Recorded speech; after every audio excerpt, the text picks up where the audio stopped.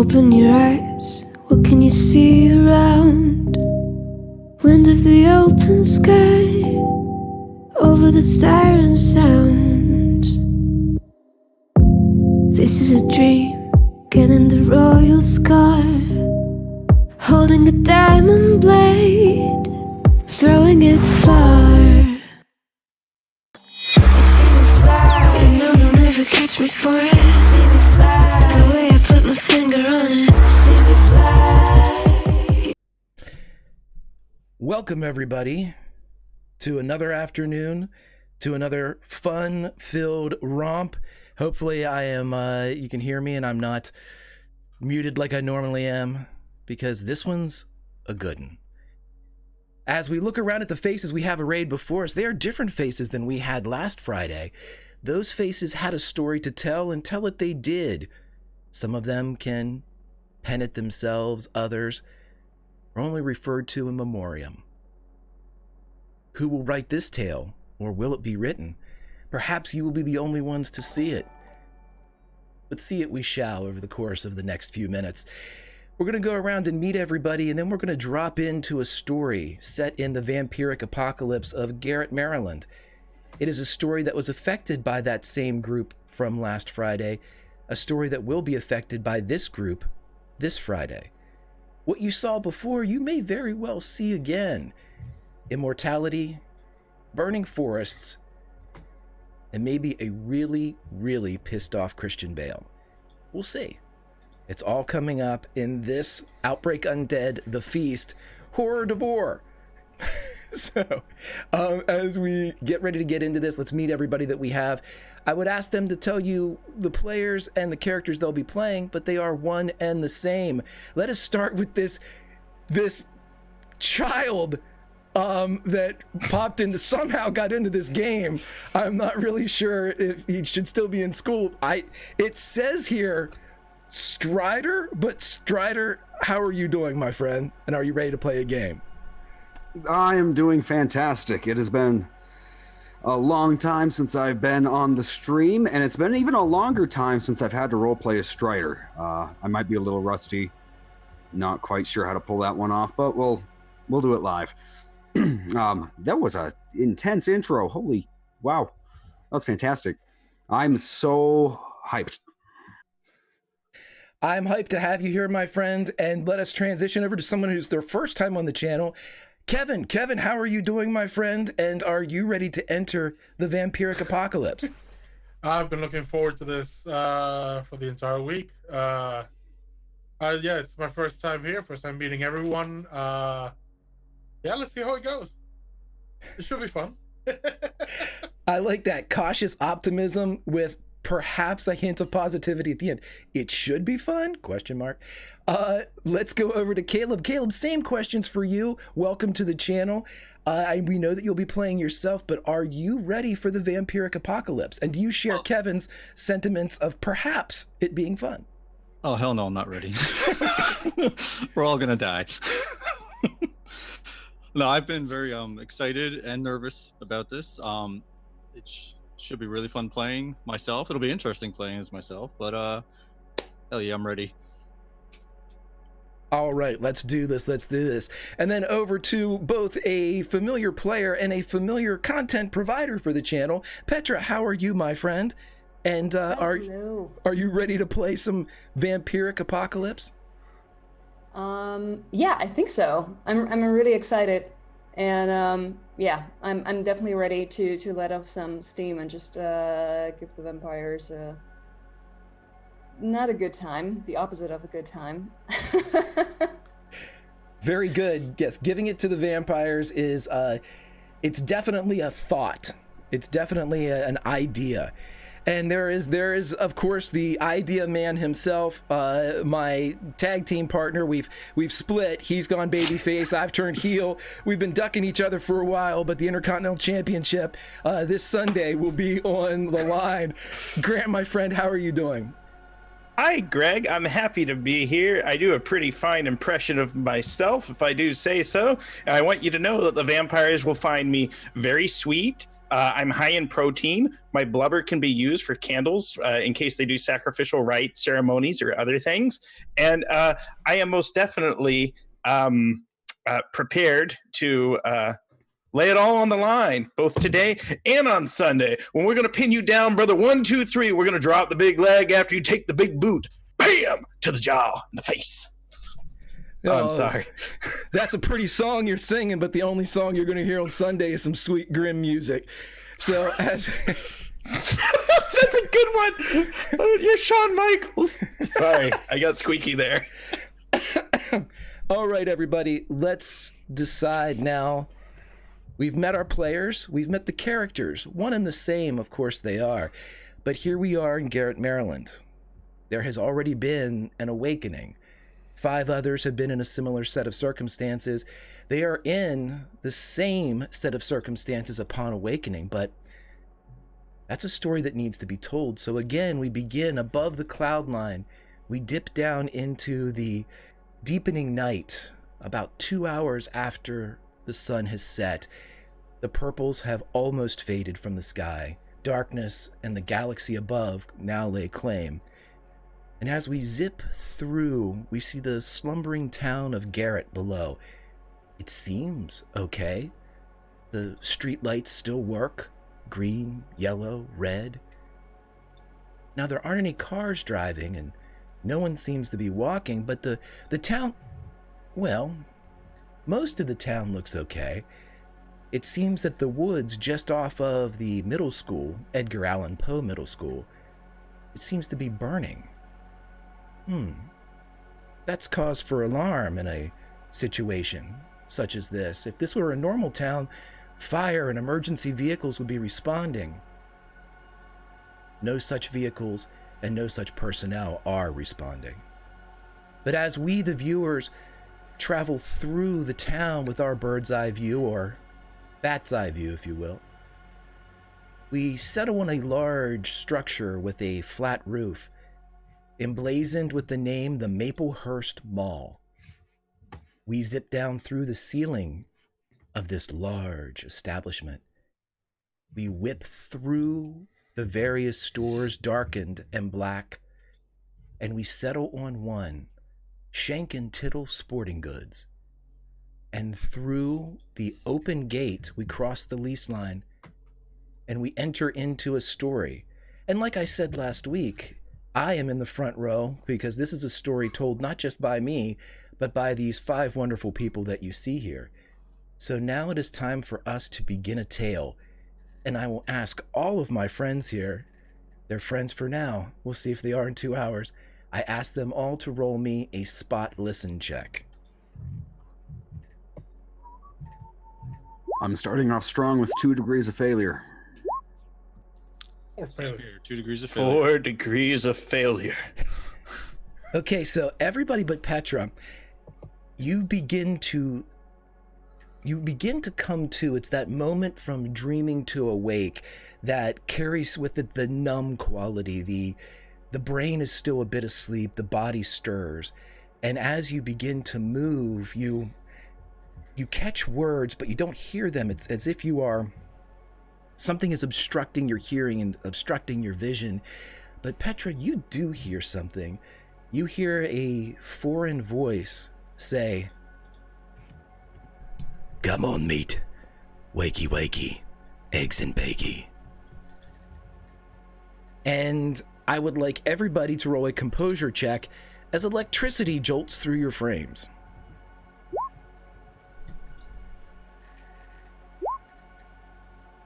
3 degrees of failure for me. 2 degrees. A lot of degrees. Okay, so perhaps it's because you actually hear this voice, Petra. You're the one that seems to be the most affected by this. I will let you know that both Petra and Strider, you have each received a composure strike. 3 of those are bad.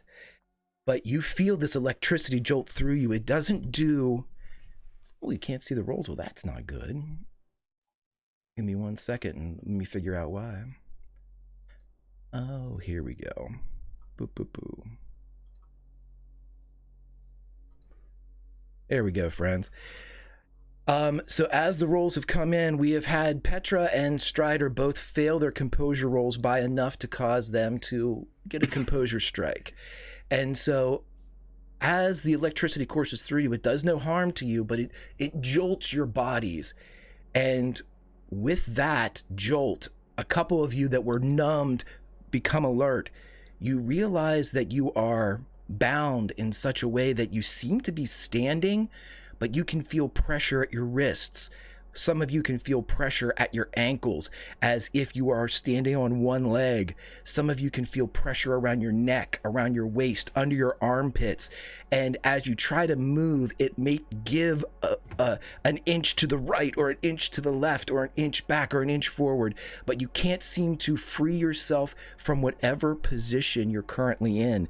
Right now, Grant, let's start with you. Both of your hands seem to be held in front of you as if you were pushing something away. You're standing flat-footed, but you can't see. There's something over your head. I'd like to know what you would like to do, Grant. Okay. I'm going to attempt to whatever is on my head, I'm going to try to get it off. If it feels like a bag over my head, I'm going to try to scrunch my shoulders and elbows and try to pull it off the best I can, or use my hands if that's accessible. Likewise, that's essentially what I'm going to try to do. I'm going to try to free my head because I don't like anything on it, not even my shades. Okay. So what I'd like you to do here is, why don't you roll me a balance check. This is a kind of a utilitarian catch-all for what you're trying to do here. 1 degree of failure. Okay, so you can't get what's on your head off, but you get it up enough where you can pull one of your, half of your face out. It's still kind of strapped, and you see that Spider-Man kiss. You are, as you're looking out with your one eye, you can see that you are tied up like a marionette, and you seem to be preparing to catch a football that's spinning lazily on fishing line in front of you. This takes me back to my Peanuts day, old Charlie Brown. I'll never kick that football. Call out, who's got me strung up like this? This is just beyond all reason. It's humiliating. You would hear a voice that comes over a PA system, usually used to call the manager back or to the front because there's a problem. But it would click on and you would hear, "I can't help you. You have to free yourselves, mate." I did that when I renounced all religion and personal biases. I am free as can be. I've also started taking CBD recently, which has improved my cognitive functions and reduced my chronic pain. Please let me out of here. I'm trying to figure out it. Well, I've only got one eye. It's like, I don't think I can muscle my way out. You can't see anybody else right now in your position, Grant, but we'll go to the next person, which is Petra. Petra, you feel as if your right arm is back and over your shoulder, and your basically your back right foot is off the ground a little bit. What would you like to do? You can move a little bit, and you can hear this exchange because you had the earlier roll that you're able to hear a bit, so. But I too have something over my head. You do. Auto success for Strider just came in.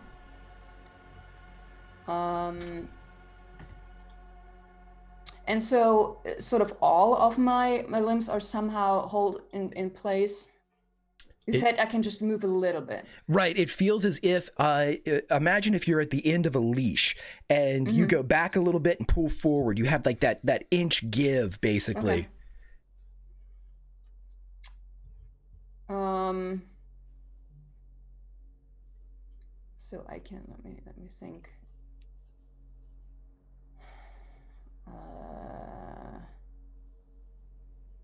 Can I...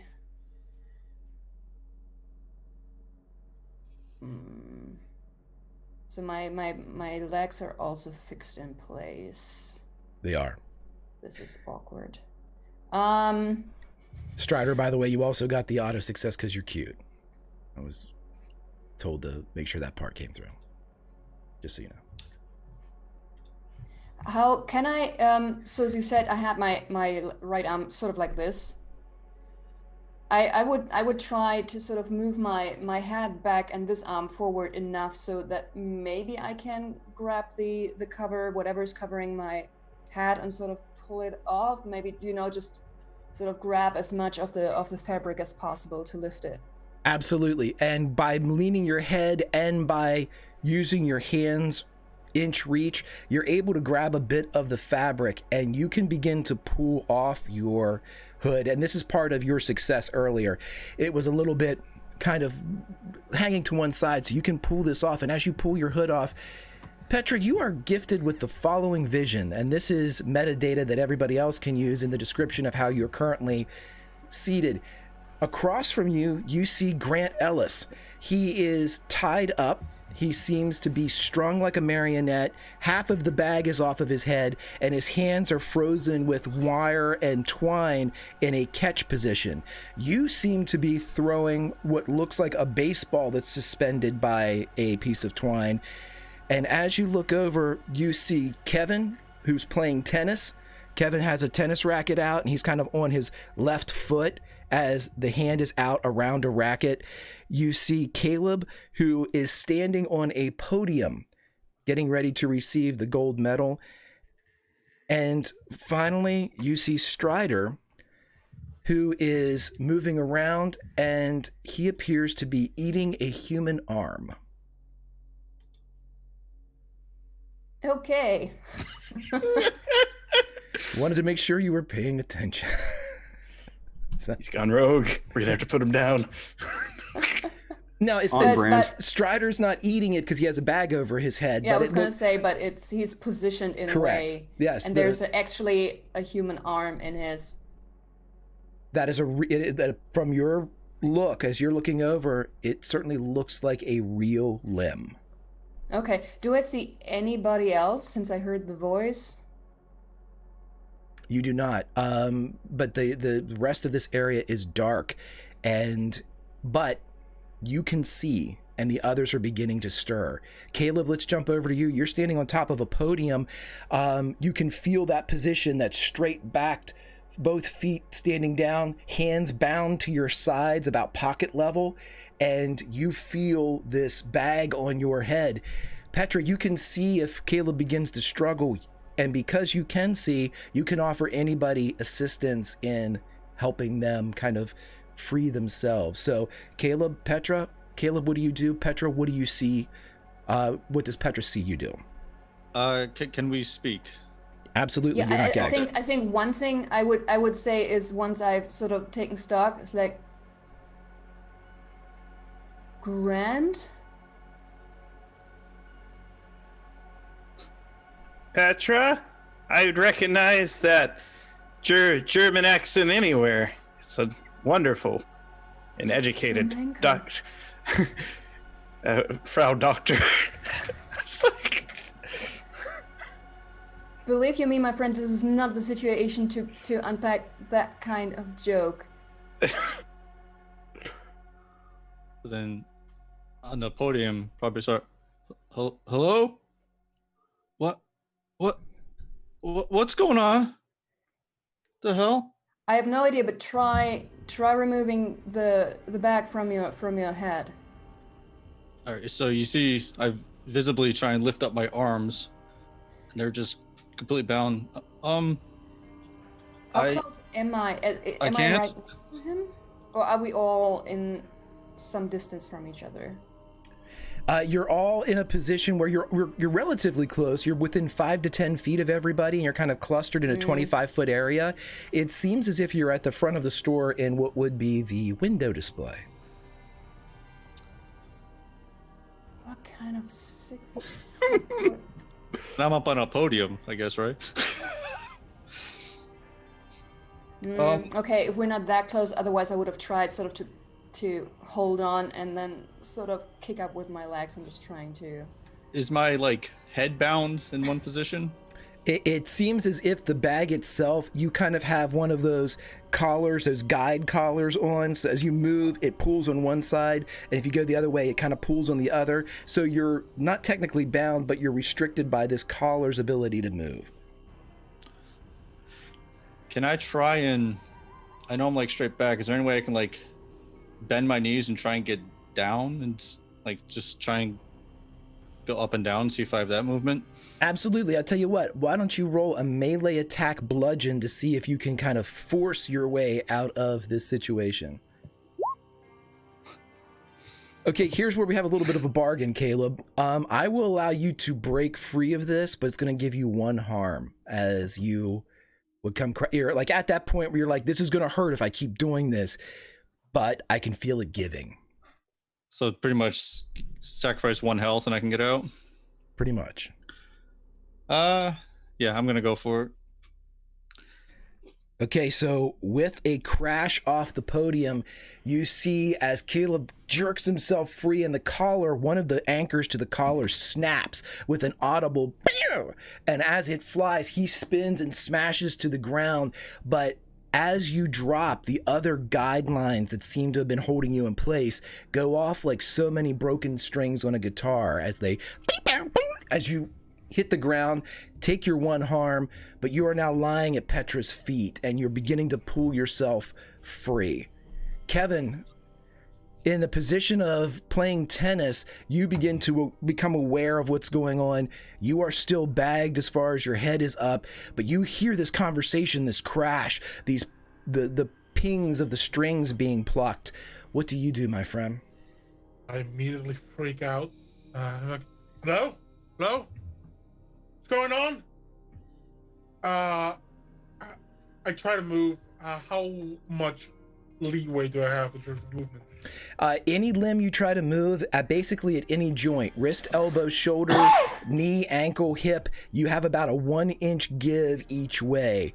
And right now you seem to be kind of coming through with just a 4-handed stroke with a racket. And so you're frozen with your right hand out about hip level to the side of you. What level is my left hand? On the side, I'm guessing. Yeah, it's closer to your pocket. So figuring out, I try to use my weight as an advantage and I sandbag it. See if it can make the thing give away. Okay, so I'll give you the same deal that I gave to Caleb. Roll me a melee attack bludgeon as you attempt to just basically strength your way through this. 1 degree of failure. Okay, so with 1 degree of failure, here's what I'm going to give you. It's not 1 harm, but you will be cut. Okay. But you'll be free. Yeah, I'll take it.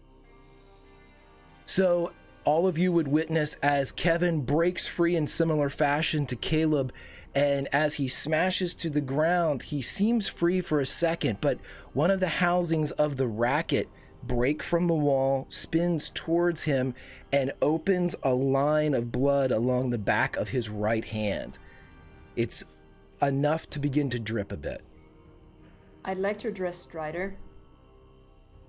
And I say, you over there, I don't know if I happen to know you. You're holding something in your hand. If you're feeling that you're holding something in your hand, do yourself a favor and drop it if you can. You will be thanking me for that later. Strider, you would hear all of this as you become aware of the situation, at least as much as you can be with the bag on your head. You seem to be seated, and you seem to have your elbows on the table, and you are holding something that, I don't know, it feels like rubber. It gives a little bit, just a little. Not knowing where I am, I think I'd be prone to hyperventilating and not really strategically struggling by any means, just kind of flopping about, liable to hurt myself. Kind of panicky, I'd say. Okay. So as you begin to do this, you hear Petra giving you a warning of sorts. Do you react to that, or is this beyond your if is your composure to the point where you're just dealing with yourself at the moment? Yeah, I'm not trying by any means to keep hold of this thing. If I have enough give to let it fall out of my hands, then it certainly will. As you would let go of it, then Petra, you would see the arm is also attached to twine, and it kind of bows in the middle at the elbow a bit as Strider lets go of it, but it's still hanging in front of him. And it has a bite mark now that you can see out of the bicep. That's unfortunate. Is I shouldn't be too happy about this situation. I'm in a very traumatizing situation. You're an actual role player. Me, that's just the way I deal with trauma. No, yeah, we won't get into it, but it's like, that's how I deal with trauma. Okay. What the by hell's the going way, on? The sorry, the strings that are holding us, just how thick are they? Are they really like sort of guitar string kind of thick? Yeah, they're almost like a cutting twine or a fishing line that seems to be keeping most of you up. Some of the bigger areas that are having more weight, like on your hips and stuff, they would be more like jump rope would be coming off of them. But Kevin and Caleb are now free, and Kevin and Caleb, you all have the ability to get your bags off of your heads and do whatever you would like to do as you are in or on the floor of Shank and Tittle's Sporting Goods here in the Maplehurst Mall in Garrett, Maryland. I take the bag off and start looking around, guessing it's dark. I see them all in their different situations. And this is the voice I heard the most. I go towards Petra, see if I can help her get off anything. If there's a knot I can pull, or just pull on something and watch out that you don't cut yourself. And I'm looking around to. But you said it's dark. I have my fist ball because it is bleeding. All right. At this point, you would all notice that once free of the kind of scene that you were in, now that you're on the ground, you can see that while some of you may have sleeves rolled up, or even in some instances pant legs rolled up, you're all wearing mustard-colored jumpsuits. Identical mustard-colored jumpsuits. It's like an OK Go music video. It is. And there are plenty of treadmills in the back here of the sporting goods store. Well, I guess I'm laying on the floor. I guess the first thing, I rip off the bag at the same time. I just go like, ow! So whenever I broke it, I just busted my elbow or something. I slowly get up, one knee, one arm on the ground, stand up, look around. Where in the living hell are we? That is a good question. And then I noticed the other people here. And what? Why are we in like a music video? What's going on? I don't know, but I think we should all get out of this, then figure out where the hell we are. Yeah, So we put it to democratic vote, I say, as I'm dangling. No. How about we start with names? Because I do know this one over here. Grant, what the fuck am I doing back in the US? Like, I don't know, but this is a. What? It's not March anymore, right? Like, it's not like we just met to have pho the other day. Like, it's. I have no concept of time or space, but I do remember the pho. It was delicious. And will someone please either cut me down or gamble my odds to get out of this without injuring myself? I am a man of sport. I can't see anything. There's something on my head. Strider, heap. Sweet Jeebus. The U.S. The United States of America. Yeah, I know what that means. I was in England. Well, I How was did I get here. Jolly Germany good, the mother the last country. time I closed my eyes. The fatherland. Anyway, I'm Petra. Nice meeting you. Kevin. Oh, well, actually, like this. Nice meeting you all. Since this is like a sporting goods store camping thing, might I find something like a knife, something to cut people free? You would think that there would be a knife around. But in this darkened state, there seems to be quite a bit, but in this nearby vicinity, you don't see any edged weaponry. I will ask everyone though, we have Kevin and Caleb free, Strider still hooded, and Grant, Petra and Strider still immobilized. I'd like spot listens from Kevin and Caleb, as you are my free survivors right now. Caleb, there's some green. Right. There's some green on that one. All right. So, Caleb, as you kind of look around, kind of trying to reorient yourself to the situation, which is tough to do, you notice that this area is big. It's a large store, and much like a large store, it has high ceilings. And what would be like the second level instead extends to a ceiling. You see in the back wall a mirror, or at least a window, and a silhouette standing at it. And you see the silhouette's hand come up to its face. You're all gonna need to hurry up. They're only gonna give you 15 minutes. What? For what? Who are you? I think I start pulling at trying to pull myself free from those. I add my weight to whatever she's doing. See if we can break it off. I want to try to Houdini my way out. Okay, great. I am a magician. I'll go over to Strider and I'll take the hood off. At least that can be done easily. Okay, so here's how we'll do this. Anybody that's getting help, roll a melee attack bludgeon, and the person trapped roll a melee attack bludgeon. We'll take the best one. Grant, you can roll a melee attack bludgeon by yourself. Okay. 2 degrees of success. Yeah, both of us. 2 degrees of failure. I have no hands. I got 5 degrees of failure. Don't you shouldn't joke about that. Not in a game like this. Okay, but Strider, you did get 2. So Strider, you're able to free yourself without injury. Petra is freed with Kevin's help without injury. Grant, you can take a harm and free yourself Houdini style with complications, or you can wait to be rescued by somebody else. This is a Grant Ellis call. I would just, you know me, I just cowboy through it. I'd be like, don't want none.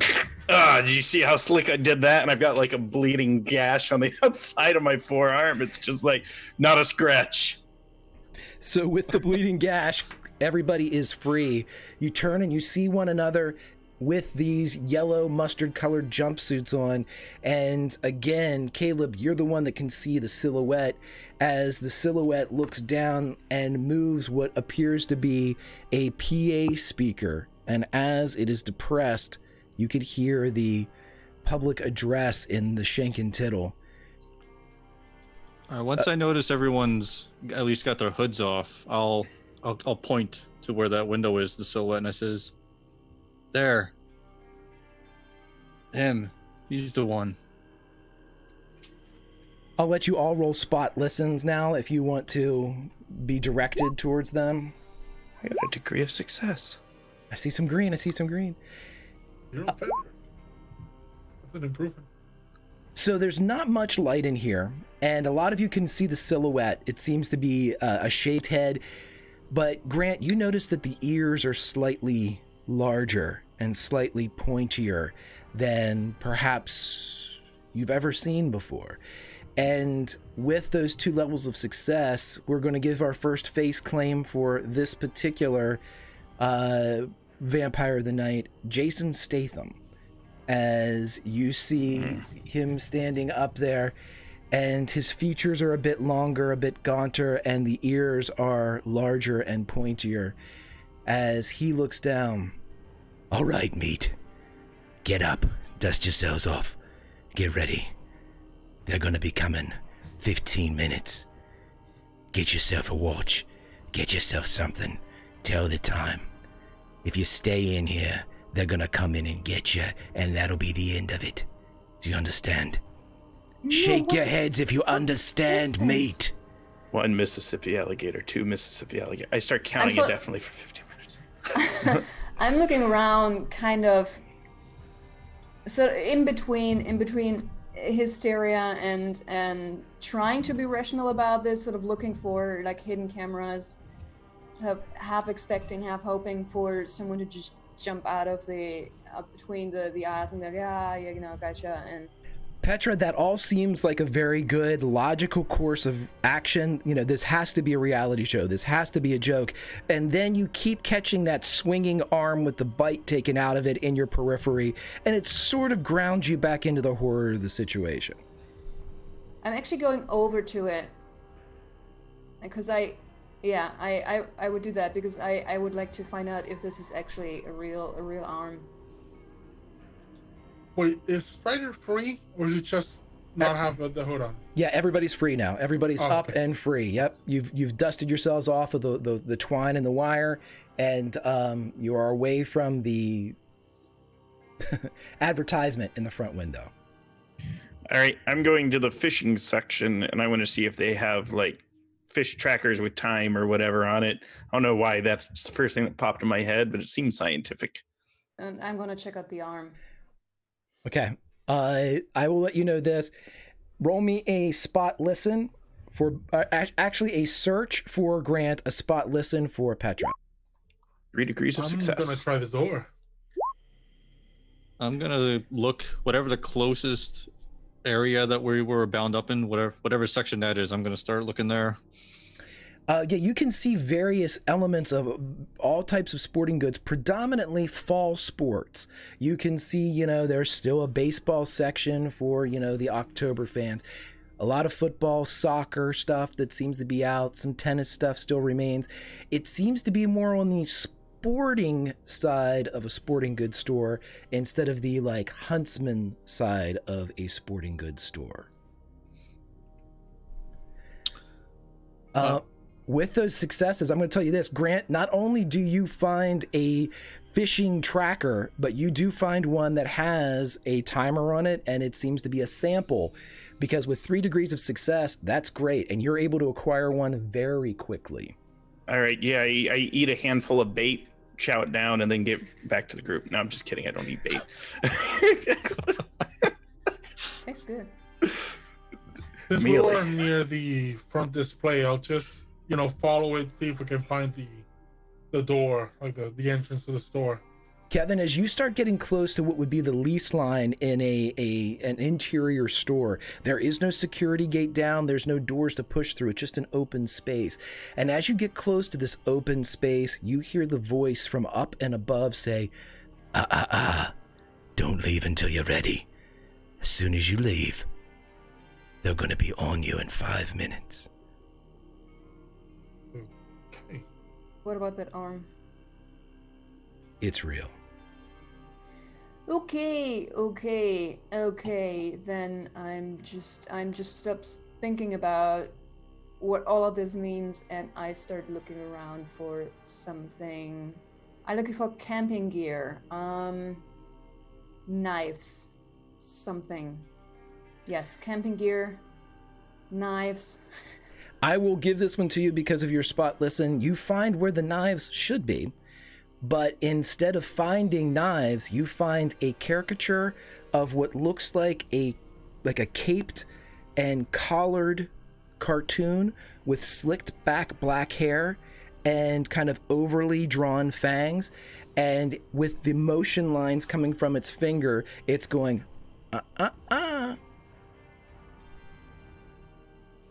So not only did I lose time, but we're also at the end of October. That's great.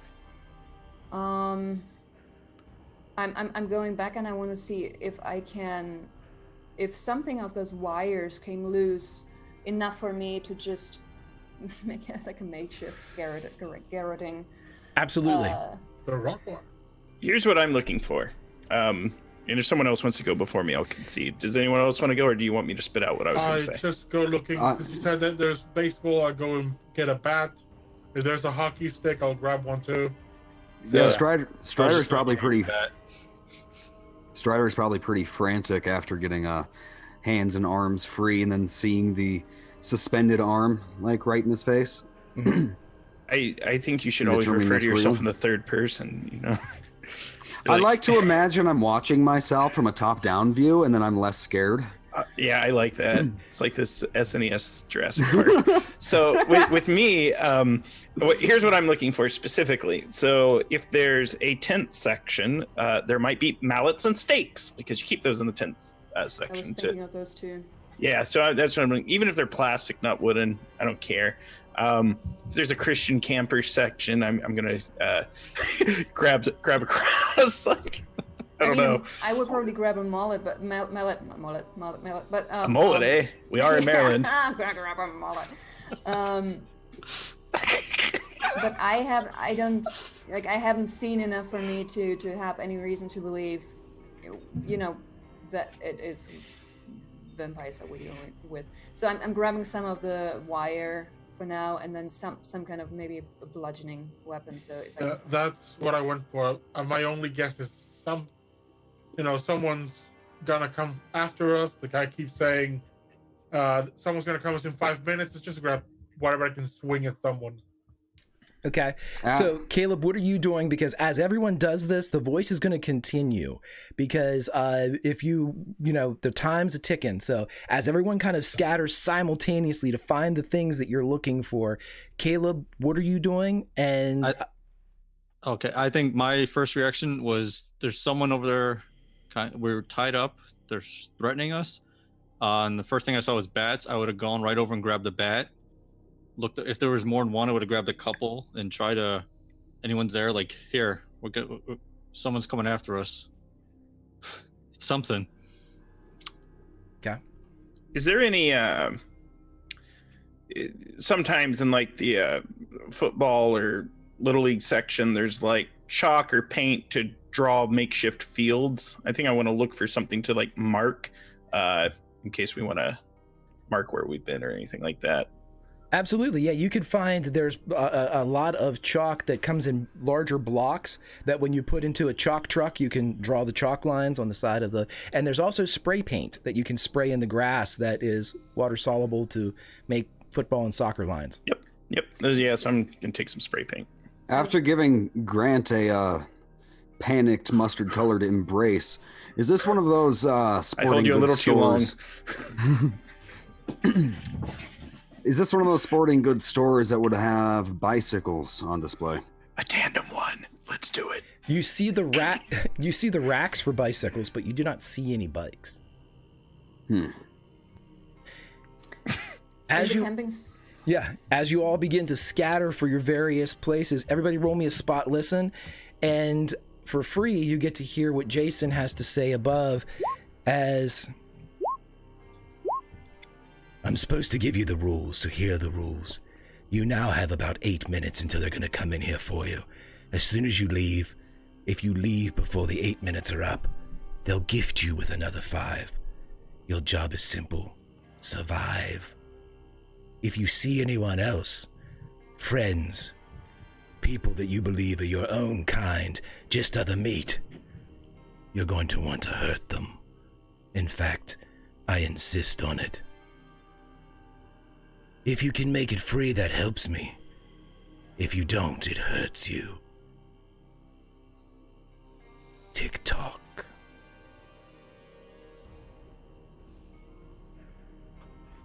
Fuck you too.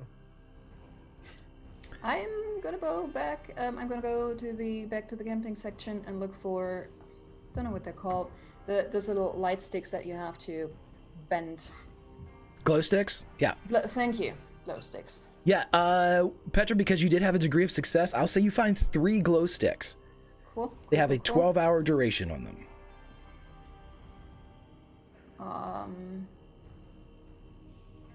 As you so all, do we, yeah, go ahead. Do we have time to look for something else? Since I have a little bit of wire sort of wrapped around, maybe I saw Gran coming from the fishing section, allegedly not munching on bait, but I'm told that's what I totally saw. I'd like to go back there and see if I can find some fishing hooks.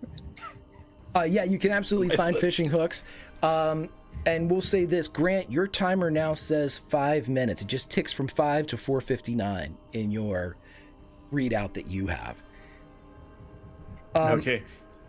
As you're going through all of this, Jason's upstairs narrating What are you gonna use with fishing hooks? They're not gonna stop much. What are you gonna do with a bat? It's funny. It's ironic if you think about What it. are you compensating for, huh? Get out of here and go shoot another transporter movie. And like, I'm gonna like type that, and then I'm gonna be like, we got like 5 minutes to get out of here. Tick tock goes the clock. All right. I'm going. None of My you. paranoia starts to kick in. I'm going back to the arm. I'm going to take a closer look at the bite. As you're examining that, Jason, air quotes, seems to take what Grant said to heart, and you hear him mutter as he says, none of you are the great one. And then the line goes dead. But the silhouette's still there. Oh, there was a line to grab hockey sticks. It was a reference. So I'm looking at the bite, and then I turn around to Strider, and say, "You, I'm sorry, I'm Petra.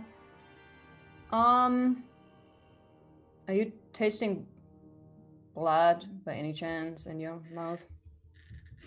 Greg, am I tasting blood by any chance in my mouth? Not that, maybe your own after your harrowing ordeal, but there's no blood on the outside of Strider's mouth, no indication that he is the swallower of the bite. No, of course not. But that thing's real. Yep. It is. What the fuck? It I seems like don't know. Is that a threat? Are we gonna get bitten? seems like we're being hunted. That seems like it. Grant, suggest Grant, is this your doing? Like, is this some kind of Halloween? Yeah, I signed us up for the world's greatest LARP in middle of nowhere, Maryland. No, Petra, it's not my doing. Although I will, if it comes down to it, I'm not afraid to use these. And I hold up like the stakes and mallet. We'll build a tent village. Grant, if you're here, it's one of three things. It's either Greg, it's Will, or it is some obsessed fan. Someone Some donated crazy to shit. make me another NPC in yet another streamed game. No, I think we should go. I think we should take advantage of a time advantage, and I think we should get out of here. As long as we stay here, they will find us. They're going to hunt us, and I don't think we can beat them. Who is they? The things that are hunting us, that Nosferatu over there. You're believing. Wait, Nosferatu? Did I miss something? Did I not see something that you saw? Yeah, there's like this eared individual that is kind of like this. He's not a bad movie actor. He kind of acts a little tougher than I think he is. I think he's a little soft in the middle. But it's one of these things where they told us that we're going to be hunted and they're going to show up. And like I point at my bass fishing clock, we got like 4 minutes before they show up and kill us. Yeah, I'm not looking forward to finding out if it's a prank or not. I think let's get the fuck out of here. Could I try to see if there's any outdoors jackets, coats, things like that? Don't know how cold it gets in Maryland, but it's frickin' freezing here. You see the racks for what would be clothing, but no clothing. Any first aid? Bandages or anything in camping? This place sucks. It's like Shank and Tittles was looted, or deliberately by others. Is it Shank and Tittles, or is it Shank and Tittles? It can be whatever you want it to be, man. Okay, this It'll be rigor mortis if we don't get out of here quick. This is ridiculous. Yes, let's get out of here. I'm still not fully sold on. I still think this is all just a big fucking joke. Nonetheless, I am clutching the wire tightly in my hand because this feels a little bit too weird. I like to Strider. I've never seen her like so angry. Like I'm gonna take Strider by the hand because that's what chat wants, and I'm all here for it. I'm gonna be like, "Come with me, and we'll be haunted by vampires," and I'm gonna like take Strider out the front door. I was going to try to petition Caleb for a bat since he said he grabbed multiple bats. Yeah, so as you walk over the lease line, I need to know what everybody is carrying. Yeah, I kind of grab what I just held them out. I'm gripping one. I kind of hold out probably 2 at max I can hold in the other hand to whoever wants them. Okay, so Caleb has a bat and it can I be. grab a bat. And if there's a hockey stick, I grab one of those. Roll me a spot listen when you grab the hockey stick. I would say nothing. Yeah, you got a hockey stick. And then you're able to leave. And then Grant, what do you have? You have your clock, and you have your mallet and metal like tent stakes. Yeah, or sometimes they're plastic, just as long as they're hard. And yeah, I got the rubber mallet. Okay. Strider, what do you have, buddy? I have Grant in my hand. Put that on your inventory sheet, please. One Grant. Grant's left hand and a baseball bat, I guess. Okay. I mean, you could take the What arm. are, wait, what are My hands are those, small, wanna petite, slap someone with it. hobbit-sized, delicate What are those fingers. camping spikes made of? Are they metal? They seem. I to would have be. grabbed the plastic ones because I'm a wimp, but they If could be they're metal. metal, we can upgrade one of the bats to have a few spikes. And now with these stakes, you can grab your own though. Yeah, it would take some time to like Negan up your bat, but you can take them with you in the hopes that you'll have plenty of time to. I'll do that. I'll grab a few. Okay. Yeah, let's get out of here before we do any of that. And Yeah. Petra, you have your twine, and what else do you have? Yeah, I have about 3 foot of this wire. I don't know how many fishing hooks I found. I probably just grabbed 2 or 3. I have the mallet, and I have 3 glow sticks. Okay. So as you all leave Shank and Tittles, as you pass over the lease line, you hear the last transmission from Jason as it says, 5 minutes. Good luck, mate. You all... Distance. Go ahead. Oh, sorry. I I was was just going to say distance. That's probably going to be the best help. Get away from here. Or elevation, or a holy site. It's Maryland. Are they religious here? Not as much as in Oklahoma, I can tell you that. Mm-hmm. And is the rest of the mall also darkened? The entire mall is dark, and there don't even seem to be emergency lights on or low lighting that would be, even when a mall is closed, there's still some residual illumination. But as you all are looking and you enter and exit out of the store, you realize that you are in what would be the center court area of the Maplehurst Mall. There are 4 legs of the mall going in 4 different directions. At the end of one is the Bon-Ton. At the end of the other is Sears. At the end of the other is J.C. Penney, and at the end of the 4th is Kmart. I would like No to one know. shops at Kmart. Let's go there. I would like to know. You can elect to do whatever you would like, but you are in the very middle of what looks like an X. If you would like to do anything other than head in one of those 4 directions, let me know. And if you head in one of those directions, just let me know. There's no other people we see. Not that you can see it this time. I think we should stick together. And I'm actually going to activate the first glow stick. It casts a good, like, maybe 2 or 3 feet of additional light. And now it's not super bright, but Right. Okay, yeah, well, where do we go? Do we go outside, start running somewhere, or hiding here? Let's check the entrance and exit, but if we're Yes. being hunted, I don't know if glow sticks are a good idea. Isn't that going to make us easier to see? It's pitch black in here. that's true.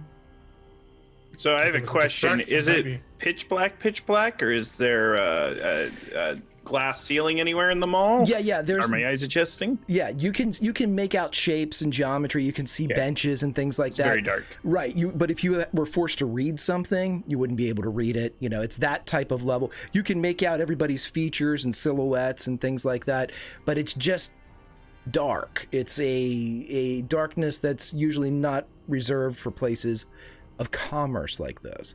So whether that's an eerier quality than normal, I leave to you. All right. Look around. Anyone else have bad dream like this? We're here. No, my bathroom will involve dressed- I mean, abandoned malls. I do occasionally experience lucid dreaming, but not like this. I look around. What kind of stores would give us? Well, if we go to Kmart, we could throw with canned goods. Yeah, I mean, what I'm going to do is I'm going to pull out one of my aerosol paint cans and I'm going to shake it up. That's a homemade prop for my Foley sound effect right there. And then I'm going to spray a 1 on my chest. I'm like, so if you see someone that looks like me and they don't have a 1, you know it's an imposter Grant. It's a vampire trying to trick you. And I'm going to head for Kmart. I'm going to say I have a good feeling about there. Might be some blue specials at Kmart. Blue light specials. Blue light specials, right. Probably should stick together. Yeah, and splitting the Actually, party is Kmart not a might- good idea ever. Well, they said there are glow sticks, but this is not a party, my friend. This is serious vampire business. Yeah, I'm looking at the glow stick. I'm pondering, and I'm just You give it to me, make me a target. I'm not afraid. Well, the thing is, if whatever is hunting us doesn't need light, you know, I almost feel like it doesn't matter if I'm having this or not. Throw it in another direction and to distract someone, I guess. Yeah, and Petra, You know, as bait.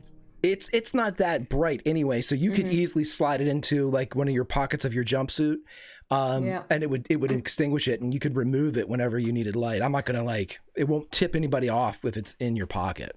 Yeah, I'm actually gonna do that. Just treat it like a pocket lamp. So I'm putting it away for now. Okay. As you all move down towards Kmart, if in fact you all are traveling together, I need to ask a question. Are you moving quietly or are you moving quickly as the 5 minutes tick down? I would try to move very quietly, and also, since it's so dark, sort of really trying to listen for anything that's not. Yeah, I think moving carefully. We don't want to bump into something Here's or crash into something. you know, I don't move quietly, just so everyone knows. I know there's stats and stuff, and this Greg's met me in person. Like I have like multiple disabilities. I'm kind of a bumbling fool, but I'm very quick and spry. I suggest sending me to scout ahead, and I'll run. And if anything's going to chase or pursue, they'll come after me. You might even consider cracking the glow stick and pouring it over me, so I'm kind of like a glowing person. Just because I used to do that as a kid and it was fun. But yeah, I'm headed. I'm going to kind of spring out, and I'll let everyone know I'm just going to scout in advance. I'm actually going to head with Grant because they said we had a time limit, so I figure distance is a good thing and will buy us more time. So I want to do that, go Strider. fast. I'm a rebel. I'm a loner. I go soft and careful because I don't have the best stamina when it comes to running, so don't want to be tired when the bad things come. Caleb, where are you going, my friend? I will.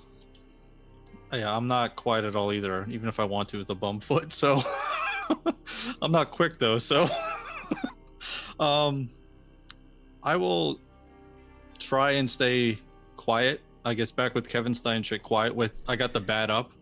Okay. Probably can't see too well, but I'm looking around.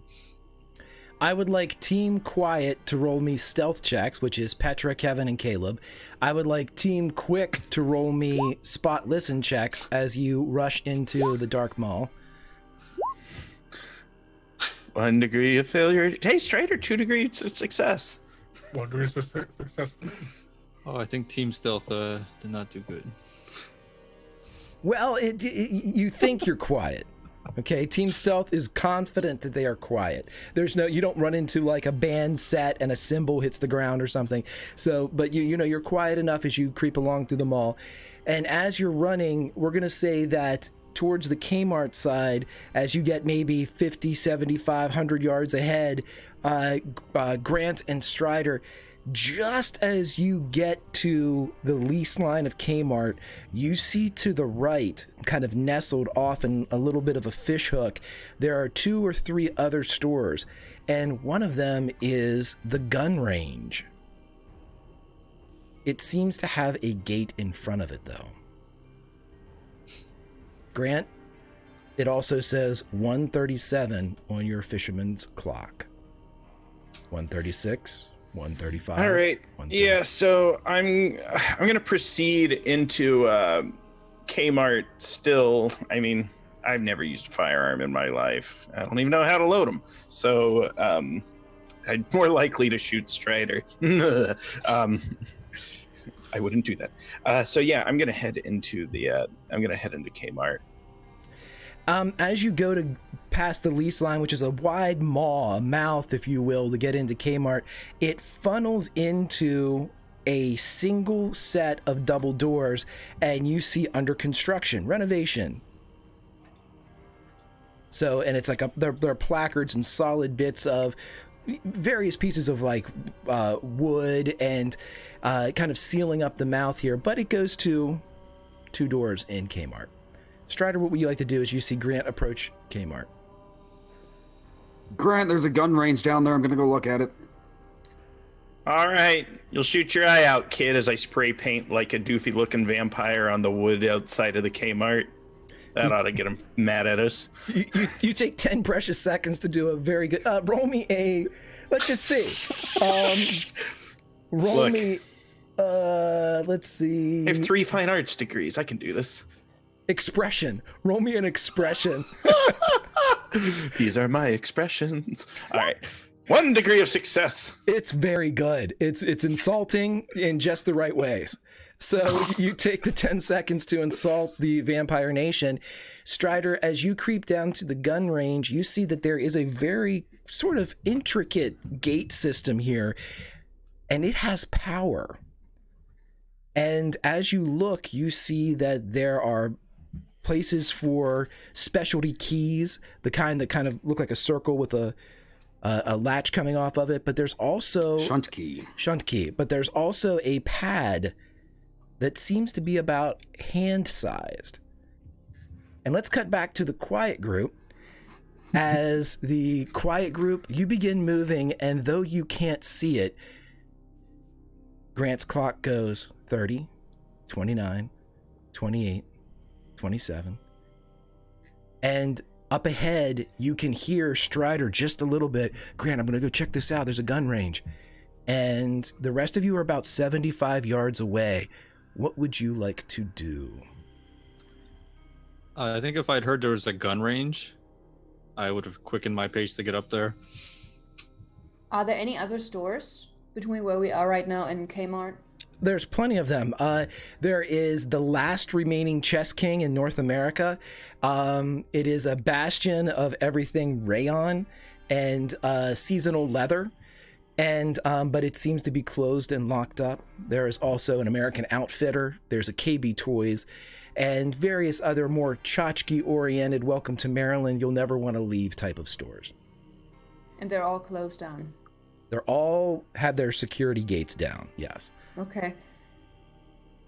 Then I would actually also start moving ahead a little bit faster until I get to the Kmart.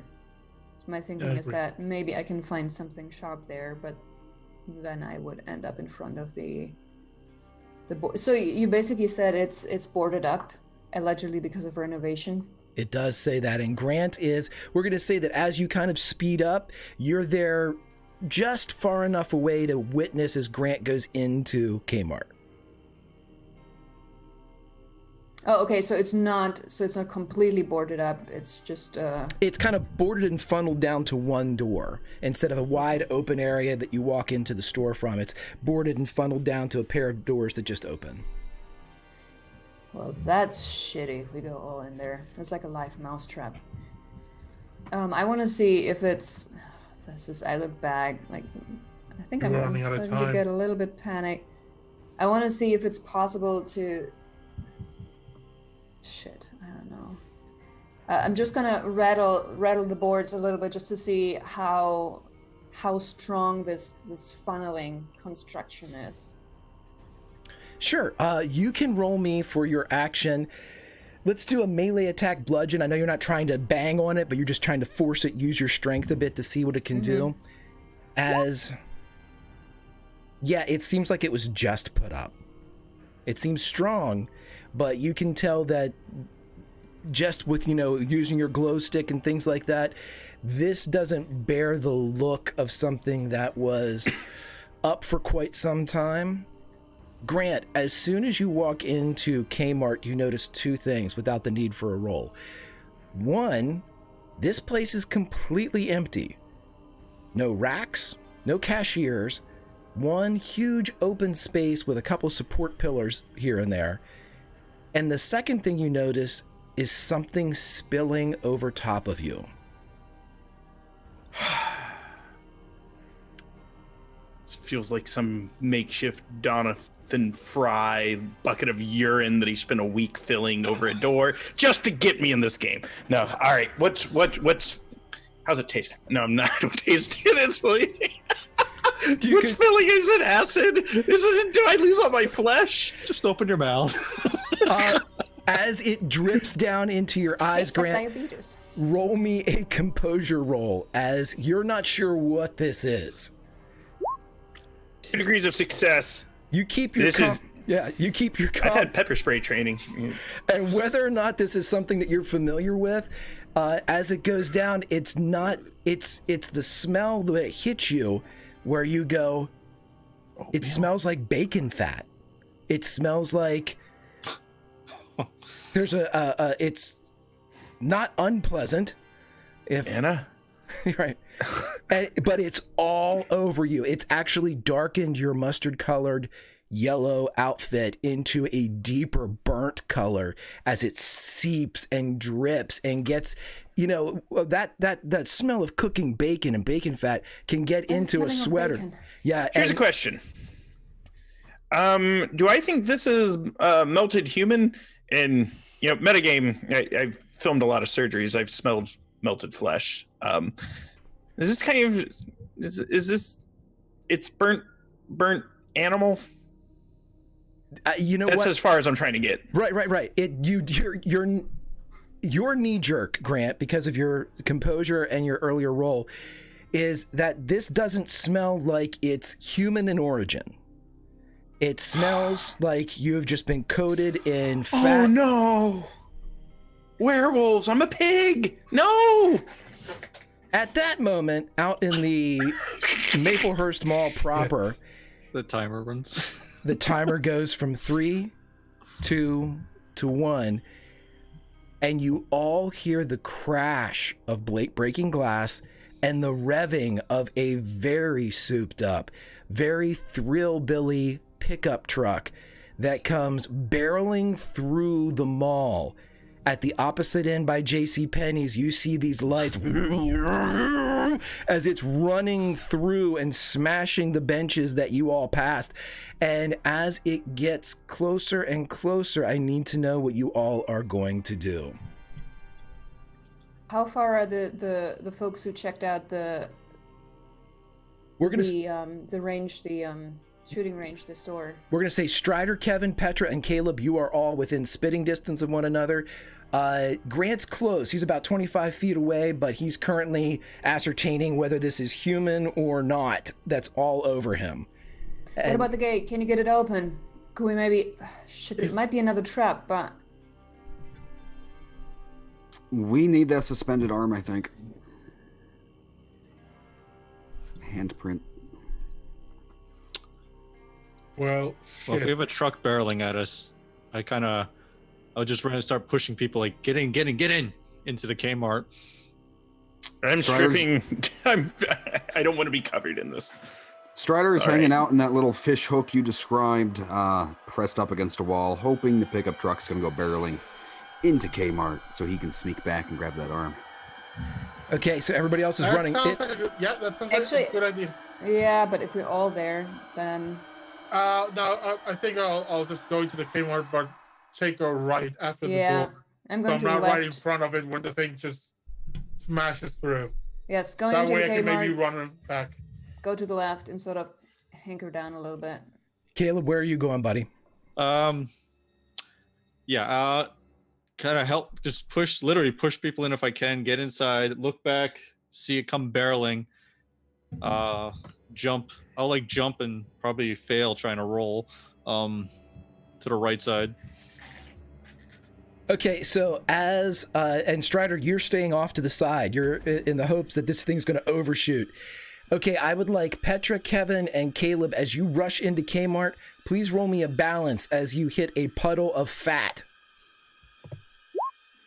It's not nice to call me that. They smash into me. Oh, oh no. Okay, this is that prototypical, you're rushing to get somewhere and your feet go completely out from under you. Caleb and Petra, when you hit inside, you turn right, turn left, and smash onto your backs and slide. Each of you are going to take 1 harm from that crash. Kevin, you're able to keep your feet upright. Grant, you would feel everybody push past you. You don't get knocked down, but you are covered in this. Grant, you have the ability to act right now as you see everybody pouring in, and as you peek through, you can see the bouncing of headlights coming directly towards the Kmart entrance. Okay. What I want to do is I want to reach down and like anyone who's fallen, it's going to be one of these like, Dylan, you son of a bitch, predator epic handshakes, get them up as I'm greasy, and then I'm going to be darting to the left to try to turn adjacent from the door, get away from it. Okay. Here's how we'll do this. 1 is Caleb, 2 is Petra, as far as who's closest to you to grab. Petra is closest to you as you reach down and Carl Weathers, Arnold Schwarzenegger hand clasp and pull Petra up. And Caleb, you're going to need to roll me another balance as you seek to get yourself back up. Is it close enough for me to maybe use the hockey stick for him to grab and pull him? Absolutely. You roll me a balance as well, then we'll take the highest one. We'll go into effect here. No. You both slide for a second. Eventually, Caleb, you get to your feet, but you can't move before whatever's going to happen happens. So Kevin, you're at a distance where you're relatively okay. Everybody else is moving out of the way. Strider, without the need for a roll, you bear witness to the following. As this truck comes bouncing, you begin to hear something. It sounds a lot like John Denver. And as it gets closer, you're sure it's John Denver. It's Country Roads. And just before the entrance to Kmart, the truck spins 180 degrees perfectly. Vroom. And from your position at the gun range, you would see somebody wearing a Maryland hat and sitting behind tapping his foot along. I hate to do this, everybody, but rules is the rules. And he bangs the back of his truck, and the tailgate pops, and the gate on the cap of the truck opens, and you see several snouts come out. These hairy, long, woven, lupine snouts as they begin to move towards the opening. And I need you to roll me a stealth to see how small you can get. This is gonna go well. The upside is you're not covered in bacon. Hey, 1 degree of success. Tiny Strider. Yep. So, Greg. Yes. Greg, are we naked underneath our overalls? I will say you have underclothes on. Cool. Well, I haven't. I guess I'm not aware yet of the dogs. Okay, Anyway, so continue. Yep. So as these dogs jump out of the back, they are more wolf than canine. They begin loping towards the entrance of Kmart as Wild Bill sits behind the wheel of his truck, just tapping his fingers. I hate it, I really do. I'm sorry, everybody.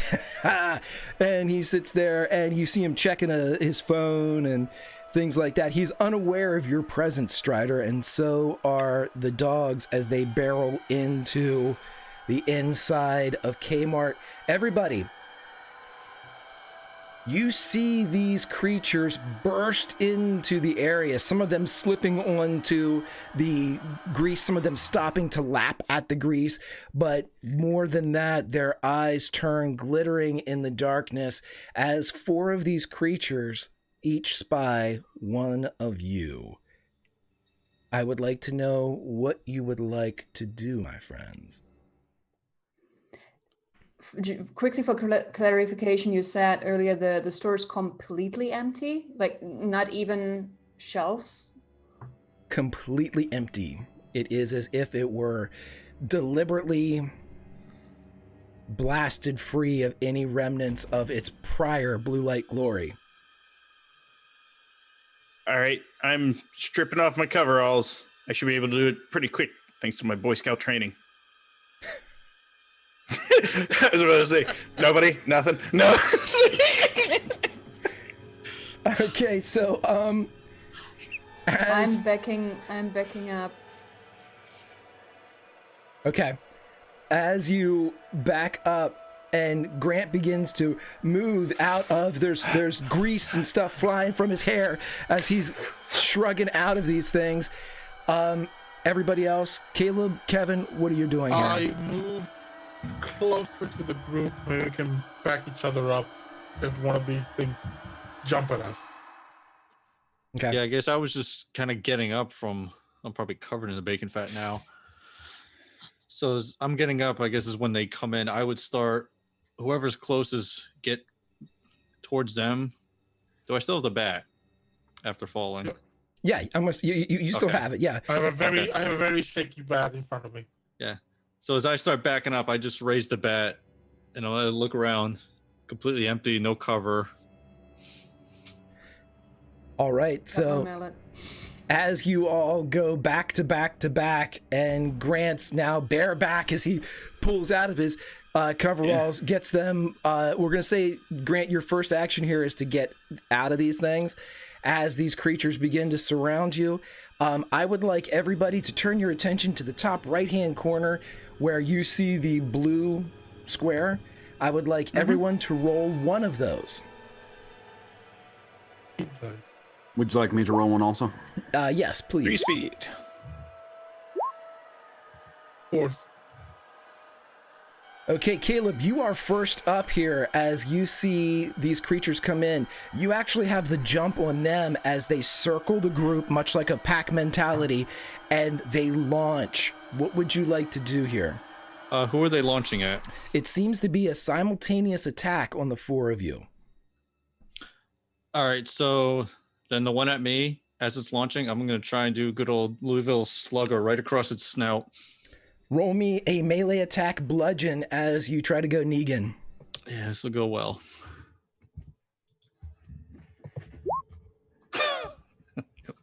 You spin, and as you swing the bat clears just above. It actually hits the ears of your attacker, and the creature jumps, and you feel its bite grip into your arm. I want you to take 2 damage as its teeth sink in, drawing puncture wounds of blood all along your forearm, your overall clothed forearm. The next person we have up, Strider, let's cut back out to you real quick. You see all this shit going on. You're the only one not in the shit. What do?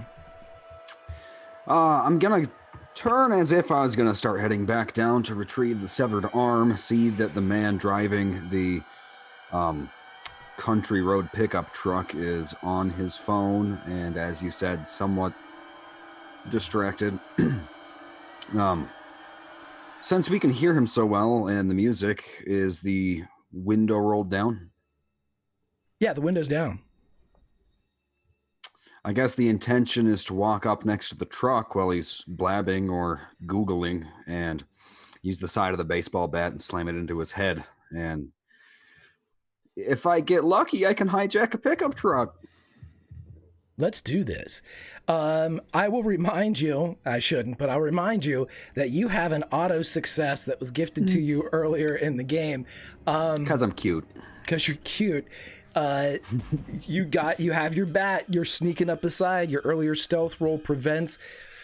There's a lot of smells going on around here that might prevent anybody with heightened senses the ability to define you or pick you out of a group. You're going to get your swing, my friend. Is that your intention? You're taking a bat shot at Wild Bill. Yeah, I'll use my success for this one too. Okay, turn your attention to the top right-hand corner. I would like you to roll 1 damage die and hit the red button for me, please. Is 5 damage good?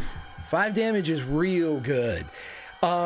So as Wild Bill's in there, I swear, goddamn, it's going to be a hell of a crack as he just gets smashed. He actually gets hit so hard, he ends up in the passenger side as his head slams into the passenger side door. What the god damn, you hear. What would you like to do, Strider? Unfortunately, he's still conscious. So, I don't have much meta knowledge about what's going on. So, trying to hit him again, trying to fight him out of the truck, trying to overtake, get into the driver's seat. You can definitely act again here, and I will allow you to get another swing in. I will allow this. You can't bring the bat's full blast to bear, but if you go over to the passenger side door and open it, you can. But that would put you in proximity with Wild Bill. Oh, I'll just try to fight him from where I already am then. Okay. Go ahead and roll me a bludgeon attack, please. Oh no. 1 degree. Failure. Okay. You push it in, and what we're going to say happens is you don't hurt him so much as you move him a little bit more. It doesn't do any harm to him, but he gets pushed more up against the door, and he just keeps saying, God damn, wait, hold on, God damn, as you just keep hitting him against this door. Let's cut back inside as we go to our other 3, which I believe was Grant. Grant, you've successfully taken your clothes off. What is your action here? Spray paints, it's one of these things, this is really bad for canines, mucous membranes. Just start fogging it up and be like, you're not going to want to smell this. You're not going to want to come any closer. Can't even see color. Okay, what I want you to roll here is, I'm trying to find the spray paint attack. Hold on. I know. Let's just go with the closest thing I could think is like a melee slashing, because that spray, you got to keep the hand moving. You know what? Here's what I want. This is going to hit this thing no matter what. We're just trying to figure out. We're just trying to figure out how much it's going to hit, and if it hits where you want it to hit. Damage isn't the thing here. It's putting it where you want to put it, which means you've got to keep your cool. It's like a shotgun. Yeah, sprays. Roll me a composure to see just how solid Grant Ellis is as a wolf attacks him while he's covered in bacon fat. Gosh, this naked Grant Ellis just like, where is your god now? 0 degrees of failure. Okay, so that's that you don't fail and you don't technically succeed, but what we're going to say is you've bought yourself some time, as the spray doesn't take its eyes out, but it does get a snoot full of it as it comes away from it and drags its face along the ground, but quickly orients itself again. As we go back up, I think, Petra, you were next? I think I was last. I rolled 5, but I mean, it doesn't matter. Yeah, well, then we'll go to Kevin. Kevin, you are the same circumstance as Grant and Caleb. There is a creature wolf canine jumping at you. I want to, instead of swinging, I want you to grab bat and put it, like try to make it bite the bat instead of biting me. Okay. So again, this is much like Grant's. Roll me a composure roll, as you can see if you can just kind of keep your cool as this thing's coming in. It snakes past you, and it does bite down on the stick, but unfortunately it bites down where you're holding it. And so it pierces into your left hand to give you a sister wound to the cut you have on your right. Blood sprays out and begins to come down, and that is 2 wounds for you, Kevin, as this thing is 3 latched. total.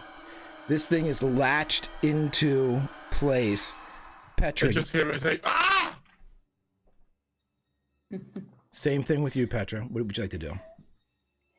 Yeah, so I'm holding the wire, the rolled up wire in the right, and the hammer or the mallet in the left, and I'm sort of weighing it. But then, as I see that this thing is really attacking, instinct takes over, and I just drop that hammer and sort of try to jump/roll out of the way, just off to the side, as it jumps. I assume that it's jumping forward as it is attacking. It's leaping forward in a spring with its head kind of back and jaws open. Roll me a dodge. Hold on. Dodge. Come on.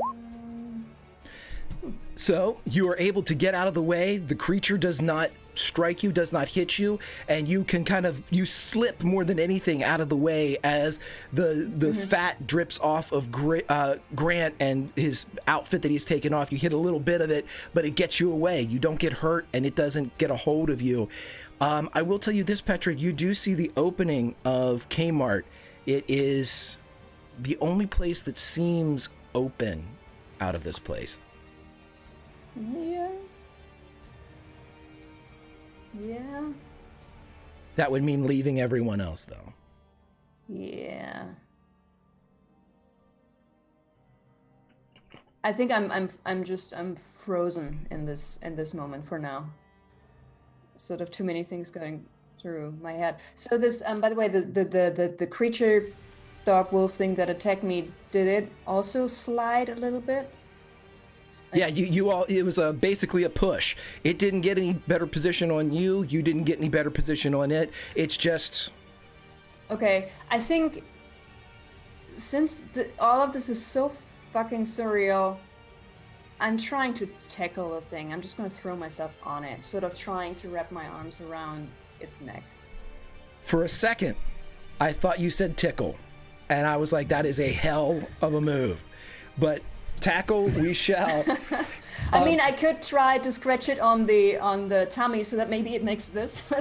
Right. Power play. Right. I'm the alpha. Roll me a grapple, please. Okay. It was nice meeting all of you.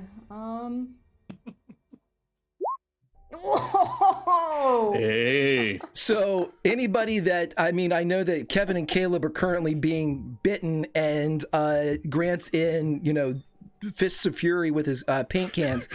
But as Petra turns around, you launch back and jump on this creature's back. And as its hind legs give in surprise, you're able to get your arm and like a rear naked choke around this thing, pushing its head down and keeping it from opening its mouth. You have it in position, but you can't move to... it's locked and it's trying to spin around. But if you ever get a dog on its back like this, the damn things have the hardest time trying to reorient themselves. So you have this pupper is facing away and not doing well. Yeah, I think I'm pretty surprised that this actually works. I got it. Fuck, I got it. And with the fuck, I got it. Caleb, we're going to cut back to you it's got you as your forearm is between this thing's teeth, and you feel it just continue. It's like a vice. You feel your bones beginning to give in your forearm. What do you want to do, my friend? All right, if it's a vice, there's no way I can get the bat under. Well, could I try and get the bat in there and just try and pry it off? You could certainly try, sure. Yeah, I think that's the first thing, is just get it off, this vice grip off my arm. So I'm trying to just slide the bat in as best I can and just use that as the leverage and try and just rip its probably part of my arm off too, but rip its thing off my arm. Let's roll a grapple check here. This is just a kind of the best way to kind of wrestle with this thing and see if you can do what you want to do. All right. All right. So yeah, you're able to somehow get the handle of the bat in and just pop this thing's jaw as you hear an audible pop and crack from the creature as it spins back, the mandible of its bottom jaw swinging weirdly as the creature is and it begins to kind of drag its head along the ground. It seems to be in a bad way from this attack. To see just how bad, I would like you to roll me 1 red die, please.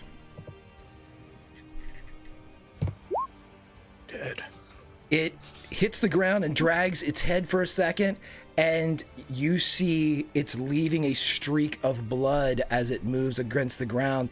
It goes about 20 feet and drops. All right. So I guess I kind of do like an internal like, yes. And I just probably stare at my arm. All the puncture wounds probably dripping blood.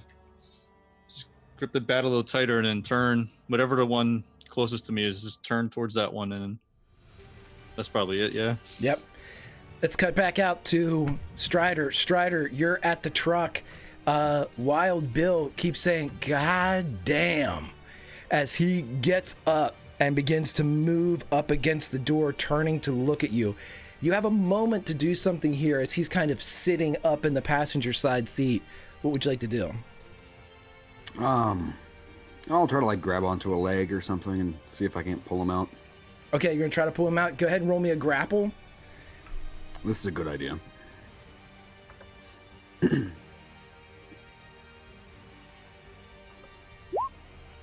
1 degree of success. You successfully pull Wild Bill out of his own fucking truck, and the truck begins to drift a little bit because he had his foot on the brake. So it begins to do. He hits the ground, and the whole time he's saying, "God damn!" And as he hits on his back, he does one of those Undertaker sit-ups where he goes from his ankles up, and he's staring right at you. I want you to roll a dodge, Strider. Uh-oh. Dodge. 1 degree of success. So as the hand comes to grab your throat, the talons on the fingernails, at least 2 inches long, mostly 3, he misses, taking and swiping and passing and just nicking one of your ears, taking a triangular chunk out of it. As he looks down, "God, I made a mistake. I should have picked you for my team. Shit." As you have a chance to do something here, as behind him the truck Dodging towards the truck, trying to get into the driver's seat, trying to close the door behind me. Here's how we're going to play this, because I'm a stickler for the rules. We're each going to roll a speed die. If you get lower than I do, you make the truck before Wild Bill gets you. The other way around, not so bueno. Now, if I was a gambling man... Son of a bitch! You feel the worn leather of the steering wheel. You can hear John Denver finishing up his classic hit as you feel the back of your jumpsuit tighten, not unlike the state that you were in as a marionette earlier in this circumstance, and you are lifted off of the ground. And as Wild Bill turns you around to look at you, he says, "You gave it a hell of a shot, man." And let's cut back inside as we are going to Grant, you have your cans. One seems to be down. Some fucking how Petra is holding one of these beasts down. Kevin is locked up. Caleb's standing free, and yours is looking at you with a streak of orange down the top of its head. Yeah, I think what I'm going to do is I'm going to pick up my cover Grants. That's my old clothes. I'm going to pick it up, and I'm going to want to see if it wants to play, kind of like a dog with a rope or something. I want to see if it wants to play tug with the delicious bacony. Sure. Roll me a diplomacy coverings. Barter bribe, please. Well, now we have found my true talents. 5 degrees of failure. So, Grant, show us how you do this. Show us how you're trying to get this thing to go after your outfit. You say, "Hey, let's play rope." And I'm going to start like whipping it in the face like you would rat tail someone with a towel in the shower. Just, "Hey, want to play? It's snapping away from the snaps in its face, and it just leaps right at you. Roll me a dodge roll. Gosh. Here's a success. You're able to get away as this creature flies over the top of you, and it's again a push as you're standing there. But I will give you the same Free Willy arm. right as I'll give you the same thing that I gave Petra. There's the front of Kmart wide open. Well, I sense that Strider Coon is in danger, and I'm gonna dash out the front door, and I'm gonna get ready to like missile drop kick Wild Bill as soon as I see the bastard. Okay, as you begin running out, I am going to Barefoot, slippery, just naked. Grant's gone completely batshit crazy in like 5 seconds. More? It's a wild country out here in Maryland. Okay, my friends, I have just sent a poll out in chat. Legion, this is your time to cast a vote, if you will. Which of our players becomes immortal? And I would like you to type in !vote space, either Strider, Petra, Caleb, Kevin, or Grant. And that is your time to vote as we go back to the narrative. Grant, you are running out. We are now going to go to Kevin. You have this thing latched onto your left hand. What would you like to do to free yourself? Hurts like a motherfucker. Sorry.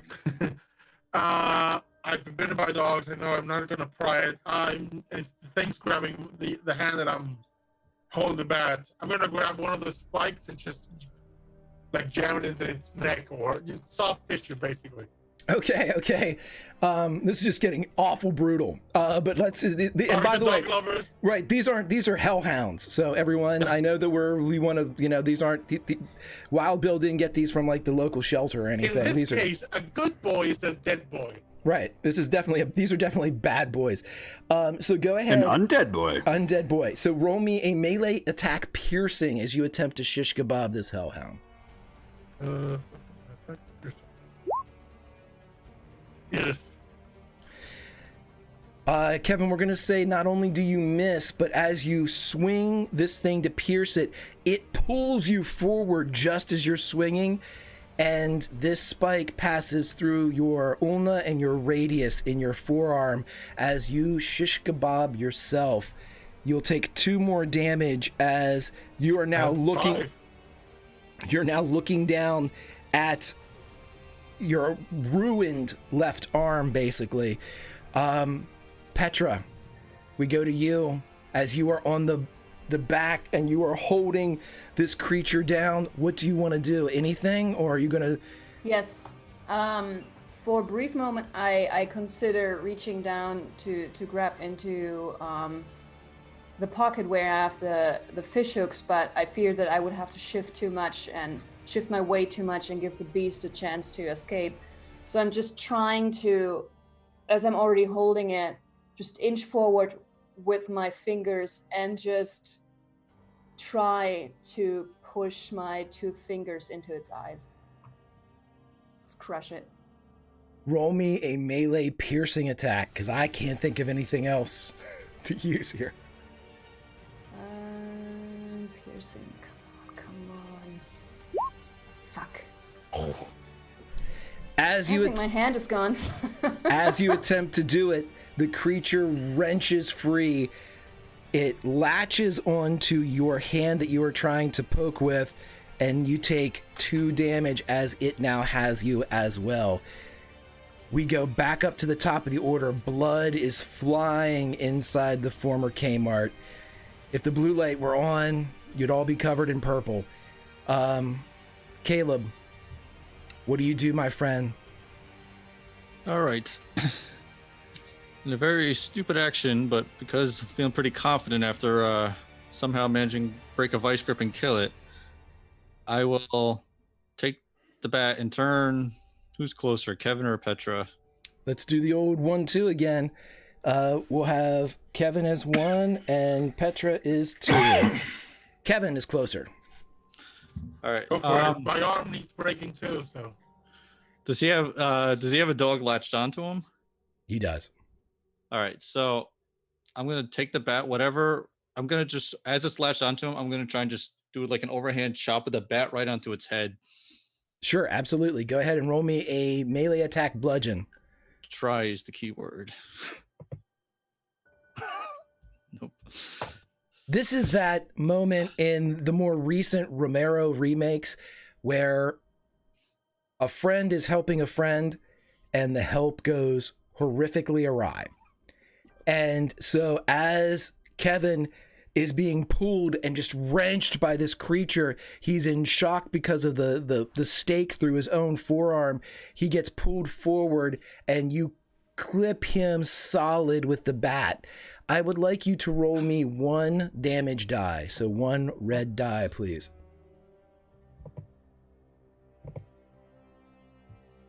With 3 damage, you definitely hear something shatter. Unfortunately, it is the shoulder of Kevin.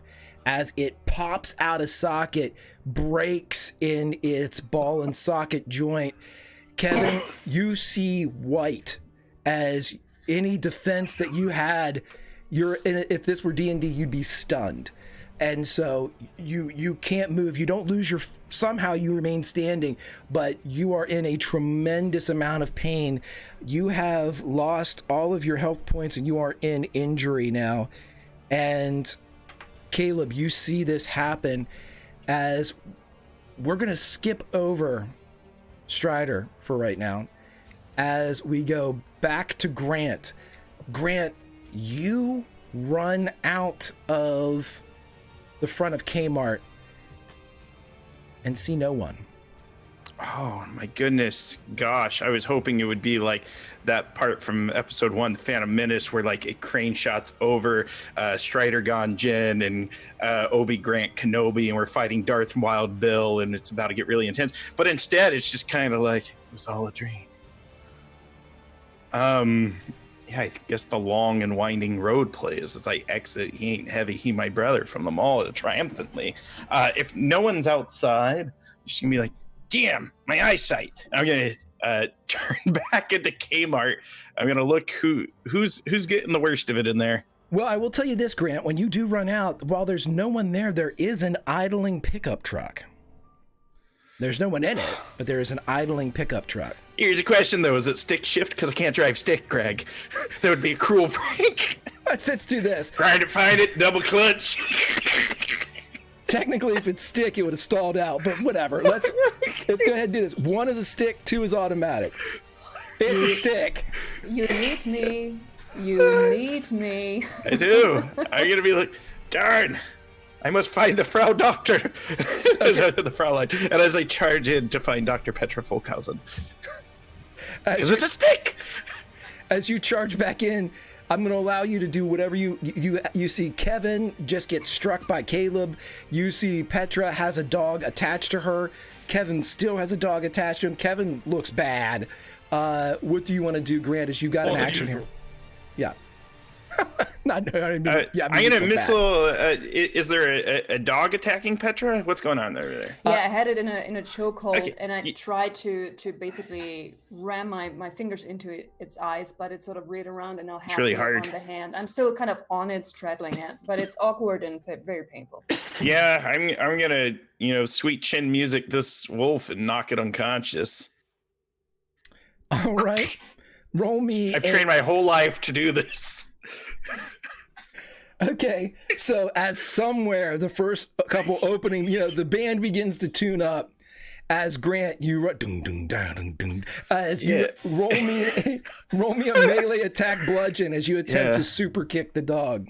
Yeah, Come on. Yeah, I figure a heel strike to its skull is probably the best. So 0 degrees of failures.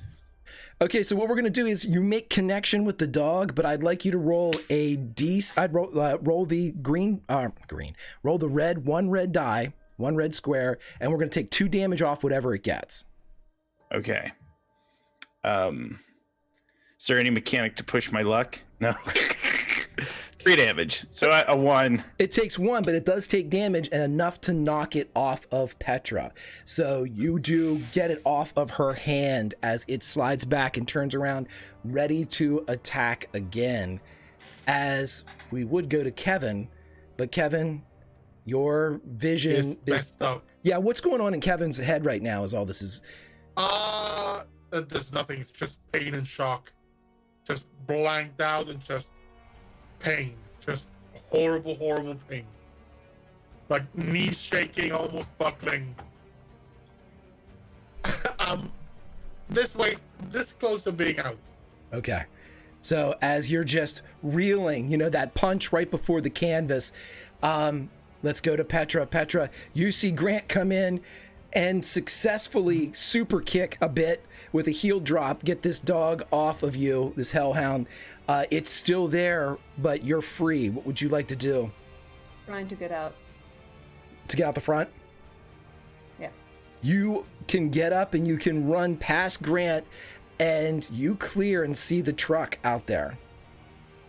Its lights are on. It's not idling because we've determined it's a stick. And yeah, I would run towards it, hoping that it is a stick and not, because I've never driven an automatic or a standard, as you would say. Yeah.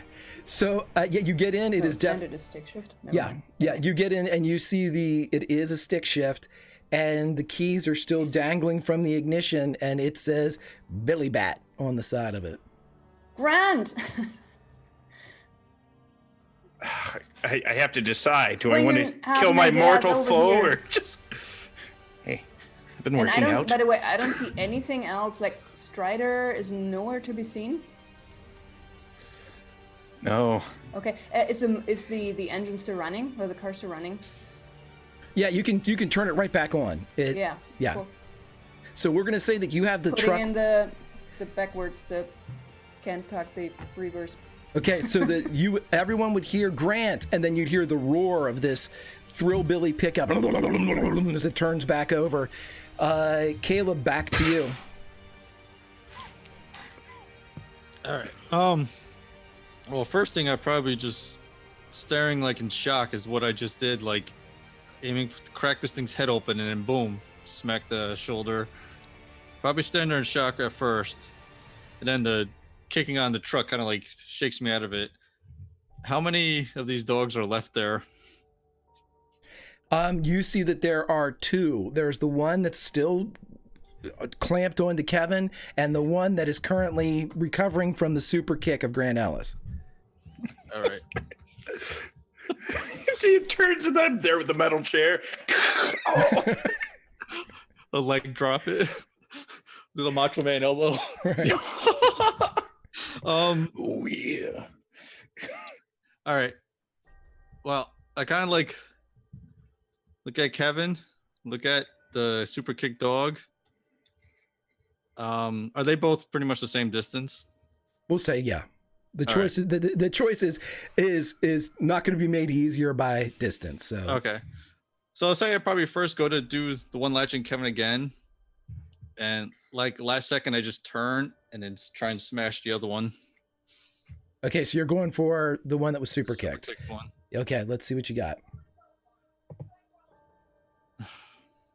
As you spin, it just hops out of the way. You kind of overextend yourself a bit as the creature comes and jumps back at you. Make a dodge roll as it's changed its target from the Heartbreak Grant to you. You're able to get out of the way, and it's again just you're all circling these dogs with your weapons.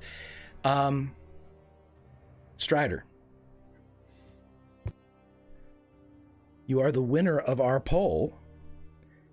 And as Wild Bill and you are nestled on the ceiling of the Maplehurst Mall, he looks over at you. You made a good choice, man. I mean, it's shit, buddy. I'd have done the same thing. In fact, I did the same thing. So you see down there, those are unfortunately the enemy now. The ones in the mustard color are your buddy who's naked. Notice me, Strider. Notice me. The ones got my truck. We can't have that because I broke that baby in. I put a lot of capital into that truck. So if you wouldn't mind, my friend, would you clear that truck out?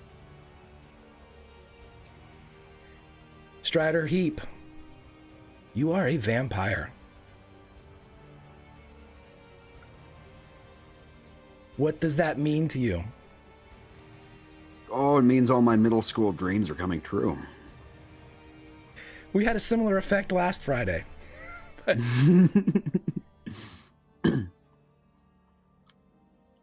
Would you try to rebel against it, or would you follow orders, or you have what you believe is free will?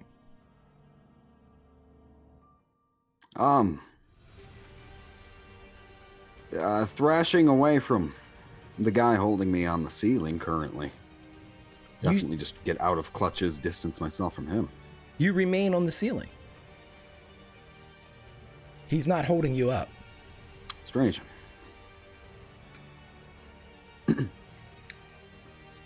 So what do you think, buddy? Let's raise some hell tonight. You know what? I would prefer to play for the winning team. Oh, we're gonna win. We're already got a comfortable lead.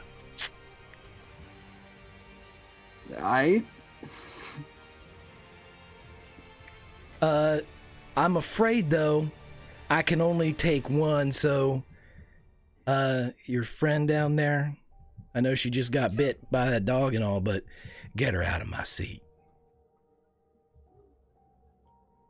Okay.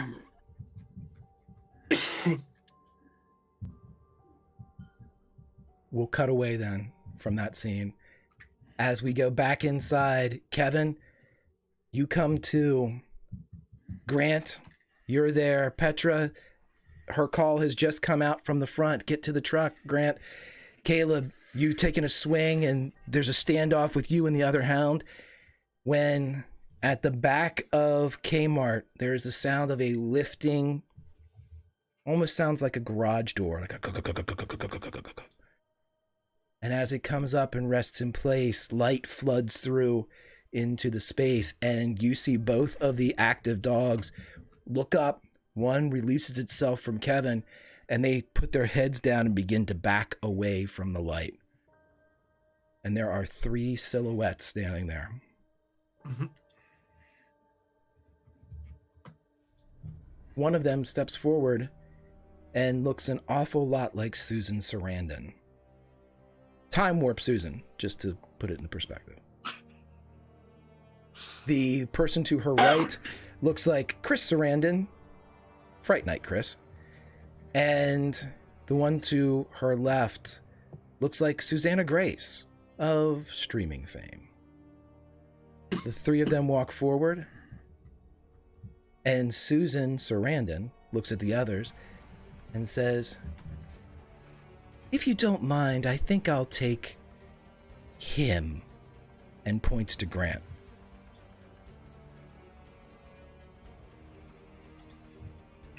You hear all this, Grant.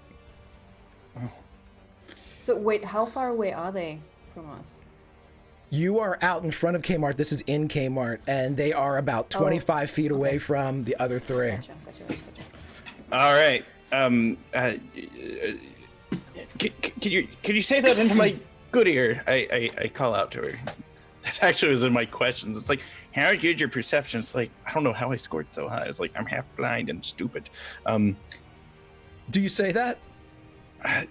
Yeah, I just want to hear it into my good ear. And this is all a feint, a deception, for I have a rubber mallet and plastic stakes, a vampire's known weakness. I'm going to wait for her to move into the seduction pose, and then I shall stake her. Okay, Von Richten, as you get ready, you say, could you say that into my good ear? And you feel 2 arms drape over your shoulders from behind. Ooh. And they're the lips against your good ear. I pick you.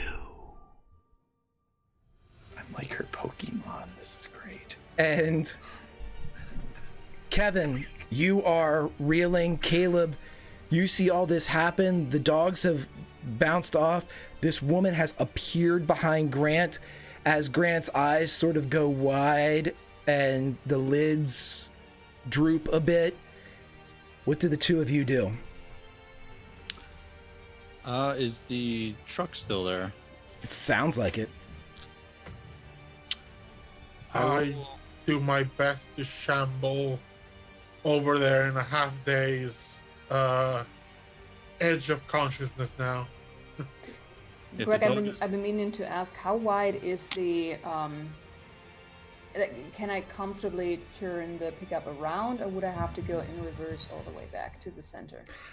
You would be happy to know that when Wild Bill pulled in, he spun 180 degrees to let the dogs out. So, yeah, he's facing back towards the exit. Yeah, I'm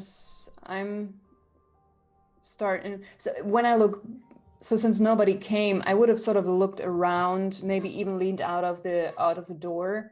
Can I, from where I am, can I see anything what's going on inside Kmart? 1 second, Kevin and Caleb, are you guys both moving towards the sound of the truck? Yeah. Once I saw that the dogs backed off, I would have ran. Okay, let's do this in sequential order then. I would like from Strider, if you're going to follow the wishes of Wild Bill, I would like you to make a bludgeon attack with advantage. And I need a spot listen check from Petra to see if you can even tell Strider's coming. Mm-hmm. Strider's going to try to tell her to get out of the truck with, like, words first. Okay, then roll me a persuade with advantage. I don't know how getting down from the ceiling works, but I can almost imagine just like dropping down onto the hood of the thing and just wait, stop. So you're trying to sort of, I'm in the process of getting out of there and wait, what are you doing again? This is, let's see, you see him drop just as he drops from the ceiling onto the hood. But as he says, wait, you realize that your brain wants to wait.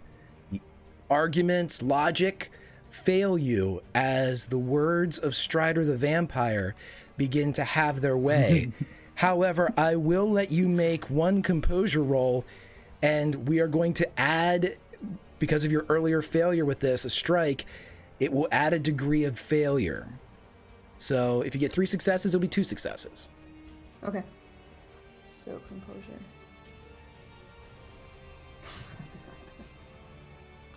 Strider, what do you want Petra to do? It's obviously a very good idea. It makes perfect sense to do this in this like situation. Wait. No, turn the truck off. Okay. The truck turns off. And what now? Cool. Get out? Sounds like a good idea, yeah. And I open the door and step outside. Where were you? Hops down from the hood of the truck onto the floor. Yeah, I don't. Strider looks up. Is there anyone else still hanging out up there? Oh yeah, Bill's actually walking around the other side of the truck.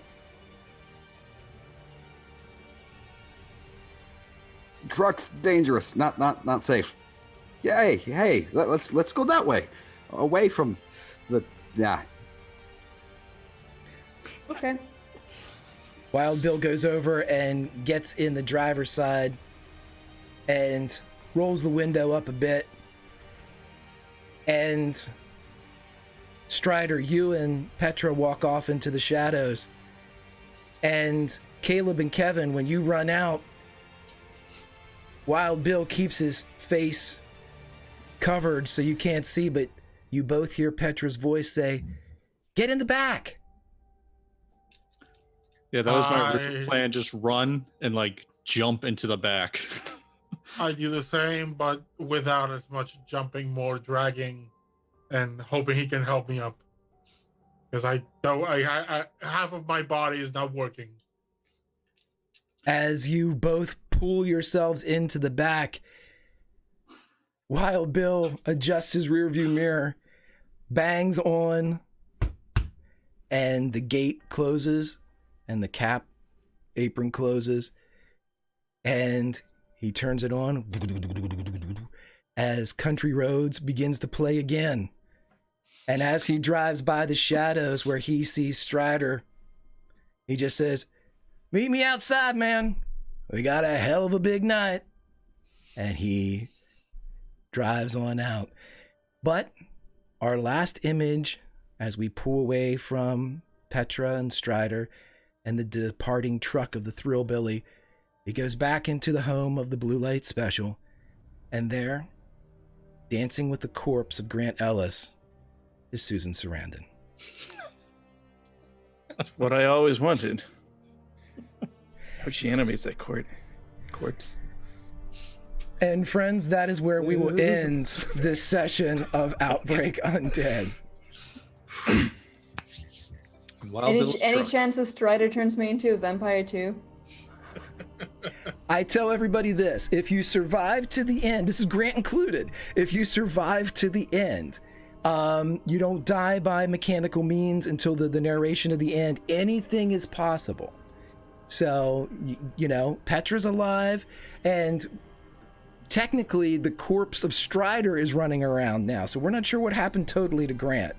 But as of right now, the only person that's still, well, getting colder... I have to rise through the vampire thrall ranks. That's right, yeah.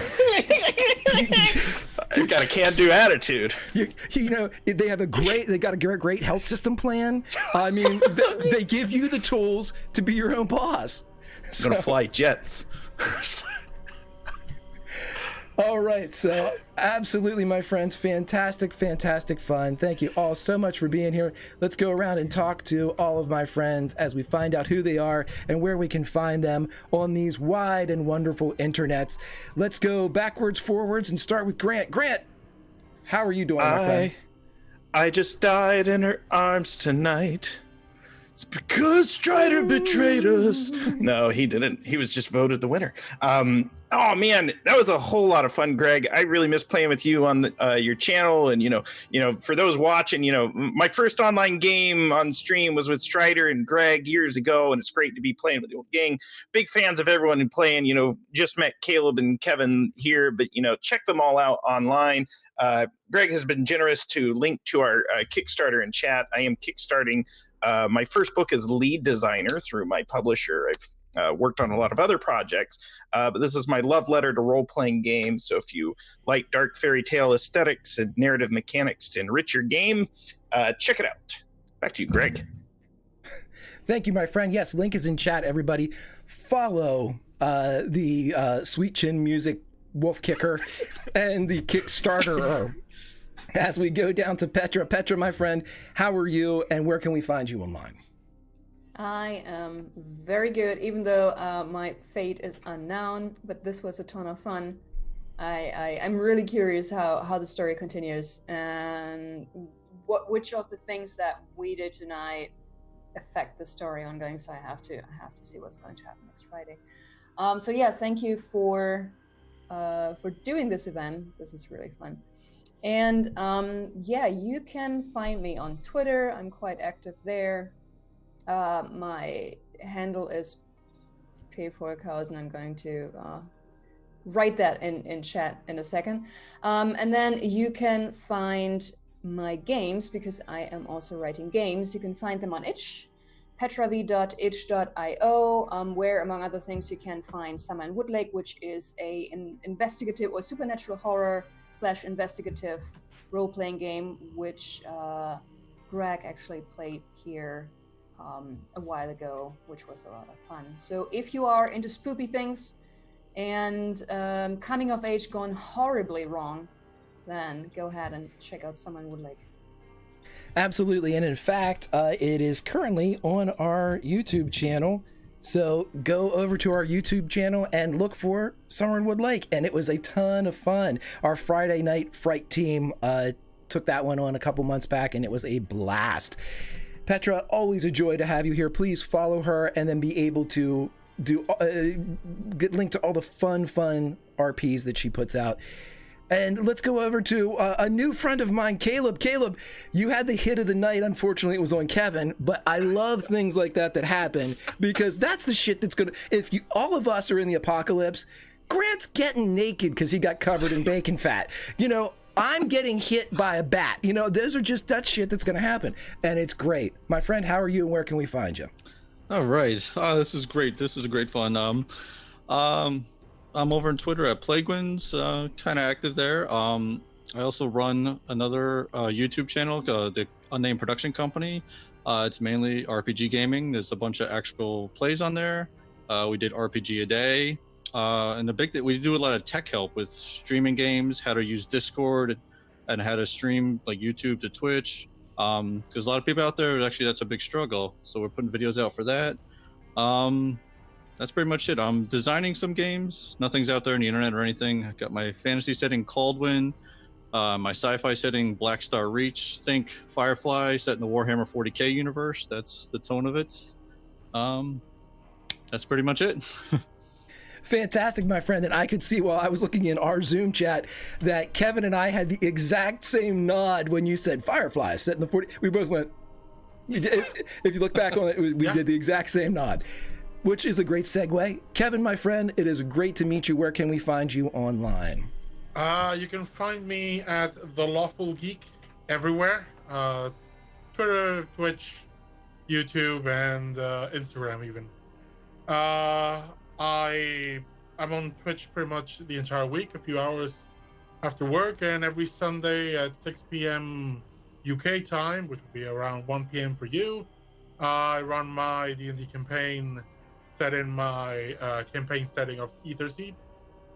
We're playing this weekend, actually. Should be fun. I get to torture players emotionally, so I love it. And this was a lot of fun. It went about as well for me as I thought it would go.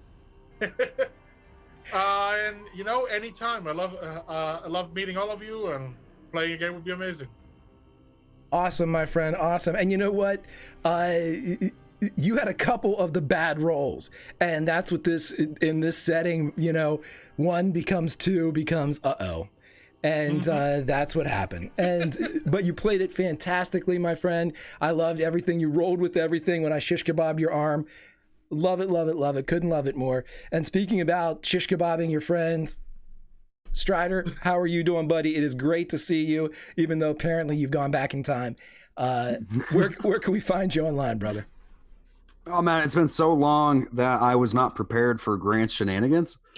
You need to steel yourself before the game starts. Time out. No one is ever prepared for Grant's shenanigans. I'm not prepared for it either. I was laughing the entire time, like trying to keep a straight face when it was my turn to talk. You know, willpower is my lowest stat here, so I kind of makes sense. I bought into the vampire pyramid scheme you have going on. I didn't kill anyone yet. My name's Strider. That is my Twitter handle too, Strider Heap. I'm back from hiatus, and this is a great way to start it off. Hopefully I can find more games to keep playing in. And oh man, it was so different from last year, and I don't have a favorite. I love them both. Fantastic, my friend. And I speak for everyone when I say it is great to have you back. You know, we've been friends for a long time. Like Grant said, we played some of our earliest games together. And even though I'm glad that I knew you back then, because now you know that I'm a true friend and you can share the secret of the Fountain of Youth with me. And so it all works out. Kindness, everybody. You don't know when your friends are going to learn magic. And for everybody else, I'm Grimjack21502 on the Twitter, part of the Tales from the Grim team here on the Twitch. If you like the fable that we tell here, come back next Friday. We'll have another group of 5 TTRPG streamers going into Garrett, Maryland. They are in the middle of what the vampires are calling the feast.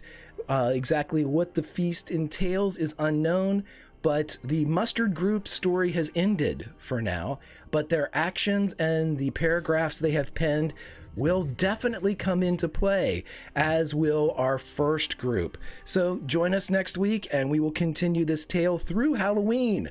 So we will see exactly what happens, what the ultimate outcome is. I don't know. I'm waiting for all these lovely storytellers to tell me. But if you would like to do some other stuff with us on the channel, please make sure you follow, subscribe to us on YouTube. Those of you watching on YouTube, hit that subscribe button. It helps us out.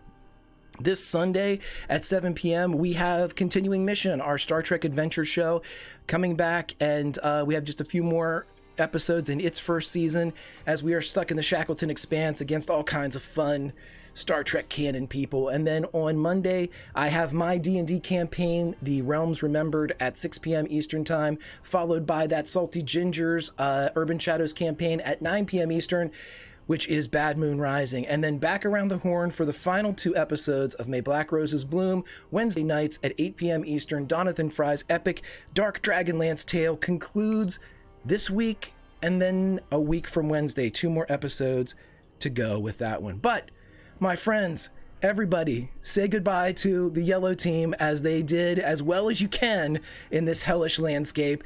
We got to meet some new friends, and we got to see some old friends back again, and we got to see some friends turn into the undead. What better way to spend your Friday afternoon? But as the campfire goes down, there's only one thing left to say. You can't always roll nat 20s, but you can always role play. We'll see you next time, friends. Team Mustard.